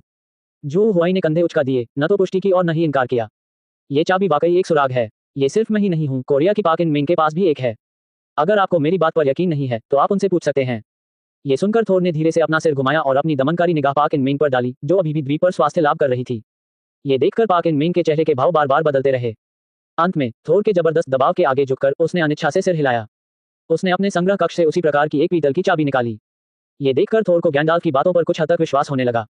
उसने अपनी नजरें फिर से गैंडाल्फ की ओर घुमाई और शांत स्वर में पूछा, तो फिर इस पीतल की चाबी का उद्देश्य क्या है? गैंडाल्फ ने अपने हाथ में पीतल की चाबी को हिलाया। उसका लहजा उदासीन था। सच कहूं तो मुझे भी इस कुंजी का विशिष्ट कार्य नहीं पता। थोर की भौहें और भी गहरी सिकुड़ गईं और उसके चारों ओर नीले बिजली के सांप चटकने और फूटने लगे, जो स्पष्ट रूप से संकेत दे रहे थे कि उसका धैर्य समाप्त हो गया था। क्या तुम मजाक कर रहे हो? नहीं, गैंडाल्फ ने अपना सिर हिलाया। उनका चेहरा शांत और संयमित रहा। क्योंकि हमें अभी तक पर्याप्त चाबियां नहीं मिली हैं। असली रहस्य जानने के लिए हमें खंडहरों में बची हुई सभी चाबियां ढूंढनी होंगी। थोर की आंखों में एक विचारशील भाव झलक उठा। वह मूर्ख नहीं था, वह स्वाभाविक रूप से गैंडाल्फ के शब्दों में निहित अर्थ को समझ सकता था। आपका मतलब है, एक बार जब आपको सभी चाबियां मिल जाएं, तो आप जीवन के पेंडुलम की सही स्थिति का पता लगा सकते हैं? ये संभव है। गैंडाल्फ का जवाब स्पष्ट था, लेकिन ये सिर्फ मेरा अनुमान है। थोर ने समझदारी से सिर हिलाया। उसकी नीली आंखें एक बार फिर गैंडाल्फ के हाथ में मौजूद पीतल की चाबी पर पड़ीं और उसकी निगाहें तीव्र और लालची हो गईं। उसने धीरे से अपना हाथ बढ़ाया और दबंग लहजे में प्रभुत्वपूर्ण ढंग से बोला, ऐसी स्थिति में मैं आपको एक विकल्प दूंगा। मुझे वह चाबी दो जो तुम्हारे पास है। मैं तुम्हें जिंदा जाने देने पर विचार कर सकता हूँ। इस स्पष्ट खतरे का सामना करते हुए गैंडाल्फ ने शांत भाव से अपना सिर हिलाया, यहाँ तक कि उनके चेहरे पर एक चंचल मुस्कान भी आ गई। नहीं, सटीक रूप से कहूं तो मुझे आपको 2 विकल्प देने चाहिए। थोर की हरकतें अचानक रुक गईं और उसके सुंदर चेहरे पर अविश्वास और आश्चर्य का भाव दिखाई दिया। उसे तो इस बात पर भी संदेह हुआ कि कहीं उसने गलत तो नहीं सुन लिया। महान शिया साम्राज्य का ये जादूगर मुझसे बातचीत करने की हिम्मत कैसे कर सकता है? क्या वह मौत को दावत दे रहा है? हालांकि गैंडाल्फ के अगले शब्दों ने उन्हें अपने उग्र क्रोध को दबाने के लिए मजबूर कर दिया। सबसे पहले हम सहयोग करेंगे। गैंडाल्फ ने एक उंगली उठाई। आइए हम सब मिलकर सारी चाबियां ढूंढें और एक बार जब हमें असली कलाकृति मिल जाएगी तो हम में से प्रत्येक अपनी अपनी क्षमताओं के आधार पर विजेता का निर्धारण करेगा। फिर उसने अपनी दूसरी उंगली आगे बढ़ाई। दूसरा, आप मेरे साथ सहयोग करने से इनकार करते हैं। मैं अब इस चाबी को लेकर समुद्र की गहराई में जाऊंगा। उस समय हम में से कोई भी उस कलाकृति को प्राप्त नहीं कर पाएगा। वह कुछ देर रुका। उसकी गहरी आंखें शांति से थोर पर टिकी हुई थीं। आवाज तेज नहीं थी, लेकिन उसमें पूर्ण आत्मविश्वास झलक रहा था। मान लीजिए, हालांकि मैं आपके मुकाबले का नहीं हूं, लेकिन मुझे मारना भी आपके लिए आसान काम नहीं होगा। एक बार जब मैं गहरे समुद्र में उतर जाऊंगा तो तुम भी मेरे सामने शक्तिहीन हो जाओगे। अध्याय 255। सभी चाबियां एकत्रित हो गई हैं। गैंडाल्फ के शब्दों ने तुरंत थोर को चुप करा दिया। दूर से देखने पर पाक इन मिंग ने अपनी कुछ ताकत वापस पा ली थी। जमीन से उठने के लिए संघर्ष करते हुए वह घबराहट में अपनी पूरी ताकत से चिल्लाया, श्री थोर, उस पर विश्वास मत कीजिए। ग्रेट शिया का यह आदमी धोखेबाजों से भरा हुआ है। उसे अभी मार डालो। उसे कोई मौका मत दो। थोर ने धीरे से अपना सिर घुमाया और पाक इन मिंग पर अपनी ठंडी निगाहें डाली। उसकी नजरें ऐसी थीं मानो वह किसी मृत व्यक्ति को देख रहा हो। तुम्हें यहाँ मुझे आदेश देने का कोई अधिकार नहीं है। उस ठंडी और अधिकारपूर्ण आवाज ने पाक इन म्यूंग के शरीर को बुरी तरह कांपने पर मजबूर कर दिया। तब उसे एहसास हुआ कि उसने अपनी बातों से चंचल स्वभाव वाले थोर को नाराज कर दिया था, क्योंकि वह बहुत उत्साहित था। उन्होंने तुरंत अपना सिर नीचे कर लिया और उनका लहजा विनम्र और सम्मानजनक हो गया। श्रीमान थोर, मेरा मतलब यह नहीं था। मैं आपको बस इतना याद दिलाना चाहता हूँ, महान जिया साम्राज्य के इस आदमी पर कभी भरोसा मत करना। थोर ने ठंडी सांस ली और उसकी तरफ दोबारा देखने की जहमत भी नहीं उठाई। उसने पाक इन मून की ओर मुड़कर बदले में एक प्रश्न पूछा। अगर वह सचमुच गहरे समुद्र में भाग जाता है तो क्या आपको विश्वास है कि आप उसे बाहर निकाल सकते हैं? इन शब्दों ने पाक इन म्यून को तुरंत चुप करा दिया। उसने अपना मुंह खोला लेकिन एक शब्द भी नहीं बोल सका। उसकी तो बात ही छोड़िए, अपनी चरम अवस्था में भी वह समुद्र की सतह से हजारों मीटर नीचे जल आधारित निषिद्ध मंत्रों के जादूगर को कभी पराजित नहीं कर पाएगा। यह मौत को दावत देने से कम नहीं है। थोर की निगाहें एक बार फिर गैंडाल्फ पर टिक गईं। उसे यह स्वीकार करना पड़ा कि महान जिया साम्राज्य के जादूगर ने जो कहा वह काफी तर्कसंगत था। हालांकि गरज की शक्ति जबरदस्त होती है, लेकिन गहरे समुद्र में इसकी प्रभावशीलता काफी कम हो जाती है। एक बार जब यह व्यक्ति चाबी लेकर हजारों मीटर नीचे समुद्र तल में भाग जाता है तो उसे फिर से ढूंढना भूसे के ढेर में सुई ढूंढने जैसा होगा। थोर ने गैंडाल्फ को घूर कर देखा। उसकी नीली आंखें बिजली की तरह चमक रही थी, मानो वह सौदे के मूल्य का आकलन कर रहा हो। काफी देर बाद उसके चेहरे पर दिख रहा गुस्सा धीरे धीरे शांत हो गया। मैं आपके साथ सहयोग करने के लिए सहमत हूँ। थोर का रवैया देखकर जो हुआई मुस्कुरा उठा। ये सही है, जब साझा हित सामने आते हैं तो दुश्मन भी अस्थायी दोस्त बन सकते हैं। उसने गैंडाल्फ को इस तरह से प्रभावित किया कि वह चीजों को एक सामान्य लहजे में व्यवस्थित करे। ऐसे में मैं चाबी ढूंढने का काम मिस्टर थोर पर छोड़ देता हूँ। थोर ने भौहें चढ़ाईं। अर्थ क्या है? गैंडाल्फ की निगाहें पाक इन मिंग और ताकाशी अराशी पर घूमी। उनका लहजा उदासीन था। ये खंडहर विशाल है और द्वीप का स्थान लगातार बदलता रहता है। हम में से आप सबसे तेज और सबसे कुशल हैं। बाकी चाबियों को ढूंढने के लिए आप निस्संदेह सबसे उपयुक्त उम्मीदवार हैं। ये थोर के लिए एक उत्तम प्रशंसा थी। उन्होंने इसकी सराहना की। उसने अपने बगल में हौंकते हुए दो बेवकूफों पर एक नजर डाली। उसके चेहरे पर स्पष्ट रूप से तिरस्कार झलक रहा था। दरअसल उन दोनों पर निर्भर रहना एक कोरी कल्पना है। ये खंडहर इतना बड़ा है, मुझे बाकी चाबियां कहाँ मिलेंगी? फिर भी थोर ने अहम सवाल पूछा। गैंडाल्फ ने पाक इन मिंग की ओर उंगली उठाई। उसके हाथ में जो चाबी है वही सबसे अच्छा दिशासूचक है। आपको बस इसमें थोड़ा सा जादू डालना होगा ताकि आप अन्य चाबियों के स्थान को स्पष्ट रूप से देख सकें। थोर ने बकवास करना बंद कर दिया। पलक झपकते ही वह पाक इन मिंग के ठीक सामने था। उसने कुछ बोला तक नहीं, बस भावहीनता से अपना हाथ आगे बढ़ा दिया। पाक इन मिंग के गालों की मांसपेशियां फड़क उठीं और उनकी आंखों में शर्मिंदगी की झलक दिखाई दी। लेकिन अंत में उसने अवज्ञा करने का साहस नहीं किया। चुपचाप उसने अपने भंडारण कक्ष से विशाल कांस्य की चाबी निकाली। अनिच्छा से ही सही, इसे थोर के हाथों में सौंप दिया गया। थोर ने चाबी को कसकर पकड़ा और उसकी हथेली से नीली बिजली की एक हल्की सी धारा निकली जो धीरे धीरे उसमें समा गई। उन्होंने आंखें मूंद ली। कुछ क्षण बाद उसने अचानक अपनी आंखें खोली। उसके चेहरे पर आश्चर्य का भाव था। वास्तव में उसे बाकी चाबियों के स्थान का स्पष्ट अंदाजा था। उनमें से एक ग्रेट जिया किंगडम के जादूगर के शरीर पर ठीक उसके सामने था। दूसरा वाला खूबसूरत पोलिना नदी पर था जो ज्यादा दूर नहीं थी। इसके अलावा 3 और स्थल हैं जो खंडहरों के चारों ओर 3 अलग अलग दिशाओं में बिखरे हुए हैं। ये गैंडाल्फ झूठ नहीं बोल रहा था। थोर ने गैंडाल्फ की बातों पर कुछ हद तक विश्वास किया। उसने अपना सिर घुमाया और द्वीप पर मौजूद लोगों की ओर देखा। तुम लोग यही मेरा इंतजार करो, मैं बाकी चाबियां ढूंढने जा रहा हूं, अभी वापस आता हूं। जिस क्षण शब्द मुंह से निकले, सिजल, वह एक चकाचौंध भरी नीली बिजली की चमक में बदल गया। आकाश में तेजी से ऊपर उठा और पल भर में धुंधले क्षितिज में गायब हो गया। वह गति आश्चर्यजनक थी जब तक थोर की उपस्थिति पूरी तरह से गायब नहीं हो गई। पोलिना धीरे धीरे चलकर गैंडाल्फ के पास पहुंची। उसने अपनी खूबसूरत भौहें सिकुड़ी। उसकी आवाज में आरोप का भाव झलक रहा था। आपने थोर को यह रहस्य क्यों बताया? अगर आपने हमें नहीं बताया होता तो हमें उस कलाकृति के बारे में सुराग बहुत पहले मिल सकते थे। गैंडाल्फ को नियंत्रित करते हुए जो हुआई ने शांत भाव से अपना सिर हिलाया। उसका लहजा उदासीन था। मुझे नहीं लगता कि इसमें कुछ गलत है। पोलिना का चेहरा उदास हो गया। इसके साथ गलत क्या है? आपने पहल करने का जिम्मा किसी और को सौंप दिया है। गैंडाल्फ ने अपना सिर घुमाया। उसकी गहरी आंखें शांति से उसे निहार रही थी। सुश्री पोलिना, क्या आप कुछ ज्यादा ही जल्दी में नहीं हैं? ये किसी दैवीय कलाकृति का सुराग है या नहीं, ये तो अभी देखना बाकी है। अगर ऐसा है भी तो कौन जाने इसमें कोई जाल भी हो सकता है। क्या जोखिम को साझा करने के लिए किसी दूसरे व्यक्ति को शामिल करना अच्छी बात नहीं है? वह कुछ देर रुका। उसके होठों पर एक अर्थपूर्ण मुस्कान फैल गई। आपकी बुद्धिमत्ता को देखते हुए आपको यह चूक नहीं होनी चाहिए थी, है ना? या सुश्री पोलिना, क्या आपकी कोई और योजना है? पोलिना के चेहरे के भाव में थोड़ा बदलाव आया। उसने तुरंत अपना मुस्कुराता हुआ चेहरा वापस पा लिया और गैंडाल्फ को आंख मारी। आप जो कह रहे हैं उस पर ध्यान दें। एक कमजोर महिला होने के नाते मेरे पास भला क्या योजनाएं हो सकती हैं, खासकर तब जब मैं एक सहायक किरदार हूं। पुरातत्व वस्तु मिलने के बाद भी कुंजी आप और करेन पर ही निर्भर करेगी। जैसे ही उसने ये कहा, उसके चेहरे पर चिंता की एक सूक्ष्म सी झलक दिखाई दी। कैरेन की बात करें तो मुझे आश्चर्य है कि वह बेवकूफ अब कहाँ चला गया है। अगर उन्हें बाद में वाकई वह कलाकृति मिल जाती है और हमें 3 विरोधियों का सामना करना पड़ता है तो स्थिति हमारे लिए बहुत प्रतिकूल होगी। उसकी निगाहें दूर खड़े उन 2 आदमियों पर धीरे से घूमी जो आराम करने के लिए अपने समय का भरपूर फायदा उठा रहे थे। वह गैंडाल्फ के कान के पास झुकी, अपनी आवाज धीमी की और धीरे से सांस ली। आप अभी उनकी देखभाल क्यों नहीं करते? उस समय हमारे लिए थोर का सामना करना आसान होगा। ये सुनकर जो हुआई ने मन ही मन उपहास किया। यह महिला निश्चित रूप से कुछ गड़बड़ करने की फिराक में थी। उसने दृढ़ता से अपना सिर हिलाया। नहीं, अभी उन्हें मारना थोर के साथ सारे संबंध तोड़ने के बराबर होगा। उस समय दिव्य कलाकृति की तो बात ही छोड़िए, ये भी एक सवाल होगा कि क्या हम इस जगह से जिंदा निकल पाएंगे। पोलिना ने कुछ नाराजगी से मुंह फुलाया, लेकिन उसने और कुछ नहीं कहा। द्वीप पर एक बार फिर सन्नाटा छा गया। पाक इन मिंग और यंग सिलान पालथी मारकर बैठी थी, अपनी ताकत वापस पाने के लिए हर पल का सदुपयोग कर रही थी और सतर्कता और आक्रोश से भरी आंखों से कुछ ही दूरी पर बैठे 2 लोगों को टकटकी लगाकर देख रही थी। और इस तरह समय बीतता गया। पल पल पूरे 2 घंटे बीत गए। बूम! बिना किसी चेतावनी के दूर क्षितिज पर बिजली की एक भयानक गड़गड़ाहट गूंज उठी। दूर से आती हुई नीली बिजली की एक तेज चमक ने धुंधले आकाश को चीर दिया। कुछ ही पलों में वे एक बार फिर खंडहर हो चुके द्वीप पर पहुंच गए। ये थोर था, वह वापस आ गया है। उसके हाथ में पीतल की 3 एक जैसी चाबियां थीं। जू हुआई ने मन ही मन उसकी प्रशंसा की। इस आदमी की कार्यकुशलता वाकई चौंकाने वाली है। लेकिन उस क्षण एक और आकृति उसके ठीक पीछे पीछे आ रही थी, जो क्षितिज से उतनी ही तेज गति से उसकी ओर बढ़ रही थी। वह आकृति पूरी तरह से काली और फटी पुरानी थी, जैसे आग से निकाला गया कोयले का टुकड़ा हो।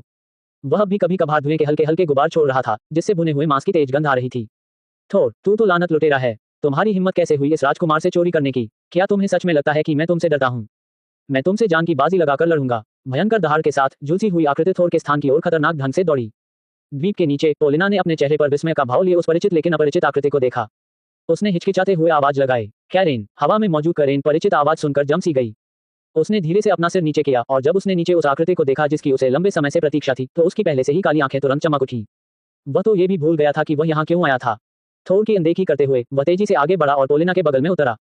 कैरेन ने पोलिना का कोमल छोटा हाथ पकड़ लिया। उसका सावला चेहरा उत्साह और चिंता से भरा हुआ था। सुश्री पोलिना, आखिरकार मैंने आपको ढूंढ ही लिया। तुम्हें अंदाजा भी नहीं है कि मैं इन खंडहरों में तुम्हें कब से ढूंढ रहा हूँ। आपको सुरक्षित और स्वस्थ देखकर बहुत खुशी हुई। थोर की आकृति धीरे धीरे आकाश से नीचे उतरी। उसने पोलिना की चापलूसी करते हुए काले चेहरे वाले उस आदमी को देखा और उसकी भौहें तुरंत सिकुड़ गईं। वह तेजी से आगे बढ़ा और कैरेन को धक्का देकर एक तरफ कर दिया और दबंग लहजे में बोला, यहाँ से निकल जाओ, तुम गंवार हो, पोलिना से दूर रहो। कैरेन को इतनी जोर से धक्का दिया गया कि वह लड़खड़ा गई और लगभग जमीन पर गिर पड़ी। उसने खुद को संभाला, अपना सिर घुमाया और उसकी काली आंखों में पल भर में भयंकर क्रोध भड़क उठा। थोर, तुम्हारा मतलब क्या है? थोर ने अपनी बाहें मोड़ी और उसे ऐसे देखा जैसे कोई कचरे को देख रहा हो। क्या तुम मेरी बात नहीं समझ रहे हो? मेरी औरत को अपने गंदे हाथों से मत छुओ। एक पल के लिए उनकी आंखें हवा में उग्र रूप से टकराईं, चिंगारियां उड़ी। माहौल इतना तनावपूर्ण था कि ऐसा लग रहा था कि किसी भी क्षण मौके पर ही लड़ाई छिड़ सकती है। जो हुए एक तरफ खड़ा होकर अपने सामने के उस विचित्र दृश्य को देख रहा था जो किसी युद्ध क्षेत्र जैसा लग रहा था और उसका दिमाग सुन्न हो गया था। क्या चल रहा है? क्या ऐसा हो सकता है कि थोर को किसी के वश में कर लिया गया हो और वह वास्तव में पोलिना से प्यार करने लगा हो? यह आकर्षण हद से ज्यादा ही बेतुका है। बेशक जो हुआई को उन्हें प्रतिस्पर्धा करते देखने और यहाँ ईर्ष्या करने में कोई दिलचस्पी नहीं थी। उसने गैंडाल्फ को काबू में किया, हल्की खांसी की और पहले बोला, तुम दोनों, अब जबकि सभी चाबियां मिल गई हैं, क्यों ना हम इन्हें एक साथ रखें और देखें कि क्या होता है। अध्याय 256 दल बदल। गैंडाल्फ को ऐसा कहते हुए सुनकर थोर ने ठंडी सांस ली। तभी उसने अपने रोमांटिक विचारों को फिर से चाबी पर केंद्रित किया। उसने स्वाभाविक रूप से गैंडाल्फ की ओर हाथ बढ़ाया, फिर अपने पास मौजूद चाबी सौंप दें। हालांकि जो हुआई ने गैंडाल्फ को सिर हिलाने के लिए नियंत्रित किया। थोर की भौहें तुरंत सिकुड़ गईं। अर्थ क्या है? क्या आप पीछे हटना चाहते हैं? जो हुआई ने अपना सिर हिलाना जारी रखा, उसकी आवाज में कोई भाव नहीं था। मुझे तुम पर बिल्कुल भरोसा नहीं है। अगर मैं चाबी आपको सौंप दूं और आप उसका इस्तेमाल करें और फिर मुझे त्याग दे तो क्या होगा? आप अपने पास मौजूद चाबी मुझे सौंप दे तो बेहतर होगा, इससे मुझे तसल्ली हो जाएगी। थोर की भौहें और भी गहरी सिकुड़ गईं और उसके चारों ओर मौजूद नीले बिजली के सांप चटकने और फूटने लगे। क्या तुम्हें लगता है कि मैं बेवकूफ हूँ? अगर मैं तुम्हें चाबी दे दूं तो क्या होगा अगर तुम हजारों मीटर गहरे समुद्र में गोता लगा लो? अंत में क्या वह कलाकृति सिर्फ तुम्हारी ही नहीं हो जाएगी? दोनों पक्षों के बीच एक बार फिर गतिरोध उत्पन्न हो गया। पास ही खड़ी पोलिना अचानक खिलखिलाकर हंस पड़ी। वह दोनों पुरुषों के बीच बड़े सलीके से चली, उसकी खूबसूरत नीली आंखें उन्हें बार बार देख रही थीं। तो फिर आप सब मुझे चाबियां क्यों नहीं सौंप देते? वैसे भी मैं जल तत्ववादी नहीं हूं, इसलिए मैं चाहकर भी भाग नहीं सकता। पोलिना की बातें सुनकर थोर का गुस्सा पल भर में काफी हद तक शांत हो गया। उसने कुछ देर सोचा और उसे यह सुझाव काफी अच्छा लगा। उसने गैंडाल्फ की ओर देखा और निडर स्वर में बोला, मैं आपकी बजाय सुश्री पोलिना पर विश्वास करना पसंद करूंगा। इतना कहने के बाद उसने बिना किसी झिझक के अपने हाथ में मौजूद चारों पीतल की चाबियां पोलिना को सौंप दी। उनकी नीली आंखें पोलिना को प्रेम से निहार रही थी। उनके शब्द गंभीर और अर्थपूर्ण थे।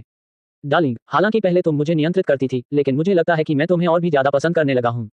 मुझे उम्मीद है कि आप मुझे निराश नहीं करेंगे। पोलिना बिल्कुल भी विचलित नहीं हुई, उसके चेहरे पर प्यारी सी मुस्कान थी। डार्लिंग, ये तो स्वाभाविक है। इतना कहने के बाद उसने शरारती अंदाज में थोर को आंख मारी। कैरेन, जिसका चेहरा कोयले की तरह काला था, उन दोनों को एक दूसरे को देखते हुए देखती रही और उसे लगा कि उसका दिमाग ठीक से काम नहीं कर रहा है। मेरे अनुपस्थित रहने के दौरान वास्तव में क्या हुआ? ये दोनों एक साथ कैसे आए? क्या वे दुश्मन नहीं हैं? ये देखकर कि थोर ने चाबियां इतनी आसानी से सौंप दी, जो हुआई ने आगे कोई आग्रह नहीं किया। उसने वही चाबी पोलिना को सौंप दी। इसके अतिरिक्त पोलिना के पास स्वयं एक था। अंततः इसी क्षण सभी 6 कांस्य चाबियां एकत्रित हो गईं। पांचों लोगों की पैनी नजरों के बीच, जिनमें से प्रत्येक के अपने अपने विचार थे। पोलिना ने 6 चाबियों को एक एक करके टूटी हुई बर्फ की सतह पर रखा। वे एक पूर्ण वृत्त में व्यवस्थित थे। भनभनाहट। अचानक बिना किसी चेतावनी के एक चाबी से एक अजीब सी हल्की रोशनी निकलने लगी। प्रकाश कोमल था, फिर भी वह एक प्राचीन और रहस्यमय आभा से भरा हुआ था। इसके तुरंत बाद मन प्रकाश जीवन प्रतीत होने लगा, पानी की लहरों की तरह बाहर की ओर फैलने लगा। इसने बगल में रखी उतनी ही पुरानी चाबी को हल्के से छुआ। भनभनाहट। दूसरी कुंजी भी जल उठी। फिर तीसरा आया, फिर चौथा। प्रकाश की वह विचित्र झिलमिलाहट जलती हुई बत्ती की तरह एक के बाद एक जलती गई, जब तक कि सभी 6 चाबियां उस रहस्यमय प्रकाश की चमक से ढक नहीं गईं। भिनभिनाहट की आवाज धीरे धीरे तेज होती गई। चाबी से प्रकाश की 6 किरणें आकाश में निकलीं और हवा में ही मिलकर एक और भी अधिक चमकदार प्रकाश का गोला बन गईं। गड़गड़ाहट। उनके पैरों के नीचे पहले से ही जर्जर हो चुका द्वीप अचानक बिना किसी चेतावनी के हिंसक रूप से हिलने लगा। आसपास का समुद्र, जो पहले से ही उथल-पुथल मचा रहा था, अचानक हिंसक रूप से उबलने लगा। गटक गटक समुद्र तल से अनगिनत विशाल बुलबुले उबलते पानी की तरह बेतहाशा ऊपर उठे। धीरे-धीरे द्वीप से कुछ ही दूरी पर समुद्र में धीरे-धीरे एक विशाल भंवर का निर्माण हुआ। पहले तो ये बहुत धीरे-धीरे घूमता था, लेकिन अगले ही पल घूर्णन की गति अचानक बढ़ गई। पुकारना, हवा जोर से चल रही थी। भंवर का केंद्र अचानक नीचे की ओर धंस गया, जिससे एक अथाह घोर अंधकार में गड्ढा बन गया। उस भयानक खिंचाव बल ने समुद्र के पानी को तेजी से निगल लिया, जिससे एक विशाल जलस्तंभ बन गया जो समुद्र की सतह को गहरे समुद्र से जोड़ता है। यह एक भयावह मार्ग था जो समुद्र में हजारों मीटर की गहराई तक अंतहीन रूप से फैला हुआ था। इस दृश्य को देखकर चमत्कार के अलावा और कुछ नहीं कहा जा सकता। द्वीप पर रहने वाले लोगों के चेहरों के भाव बिल्कुल अलग थे। सबसे जटिल भाव भंगिमाएं स्वाभाविक रूप से पाक इन मिंग और यंग सिलान के चेहरे पर थी। इस गहरे समुद्र मार्ग की उपस्थिति लगभग निश्चित रूप से यह संकेत देती है कि पौराणिक कलाकृति, जीवन का पेंडुलम, संभवतः यही गहरे समुद्र में स्थित है। क्या होगा अगर गहरे समुद्र में हमारा सामना फिर से महान जिया साम्राज्य के उस निश्चित जादूगर से हो जाए? वे खुद को बेहद निष्क्रिय स्थिति में पाएंगे। आखिरकार गैंडाल्फ का पेशा आंशिक रूप से जल आधारित माना जा सकता है, लेकिन वे नहीं हैं। एक छोटी सी गलती भी तत्काल और दुखद अंत का कारण बन सकती है।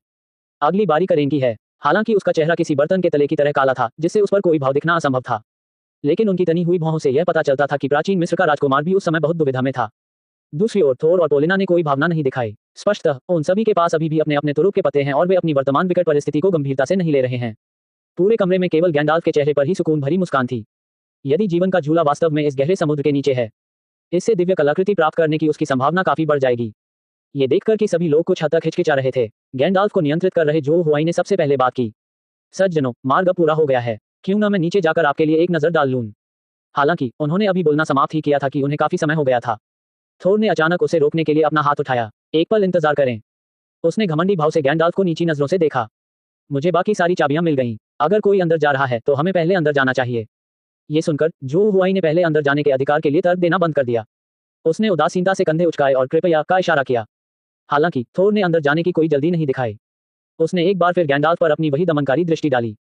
मुझे पता है कि समुद्र की गहराई में स्थित वातावरण आपके लिए बहुत फायदेमंद है, लेकिन मैं आपको सलाह देता हूं कि जब तक आप वास्तव में जीवन का संतुलन न पालें, तब तक जल्दबाजी में कोई कदम न उठाएं। अन्यथा मैं तुम्हें सबसे पहले मार डालूंगा, चाहे कुछ भी हो जाए। वह रुका। उसकी आवाज धीरे धीरे ठंडी होती गई। मेरा यकीन मानिए, मैं यह जरूर कर सकता हूँ। जो हुआई ने उसकी ओर देखा, लेकिन कोई जवाब नहीं दिया।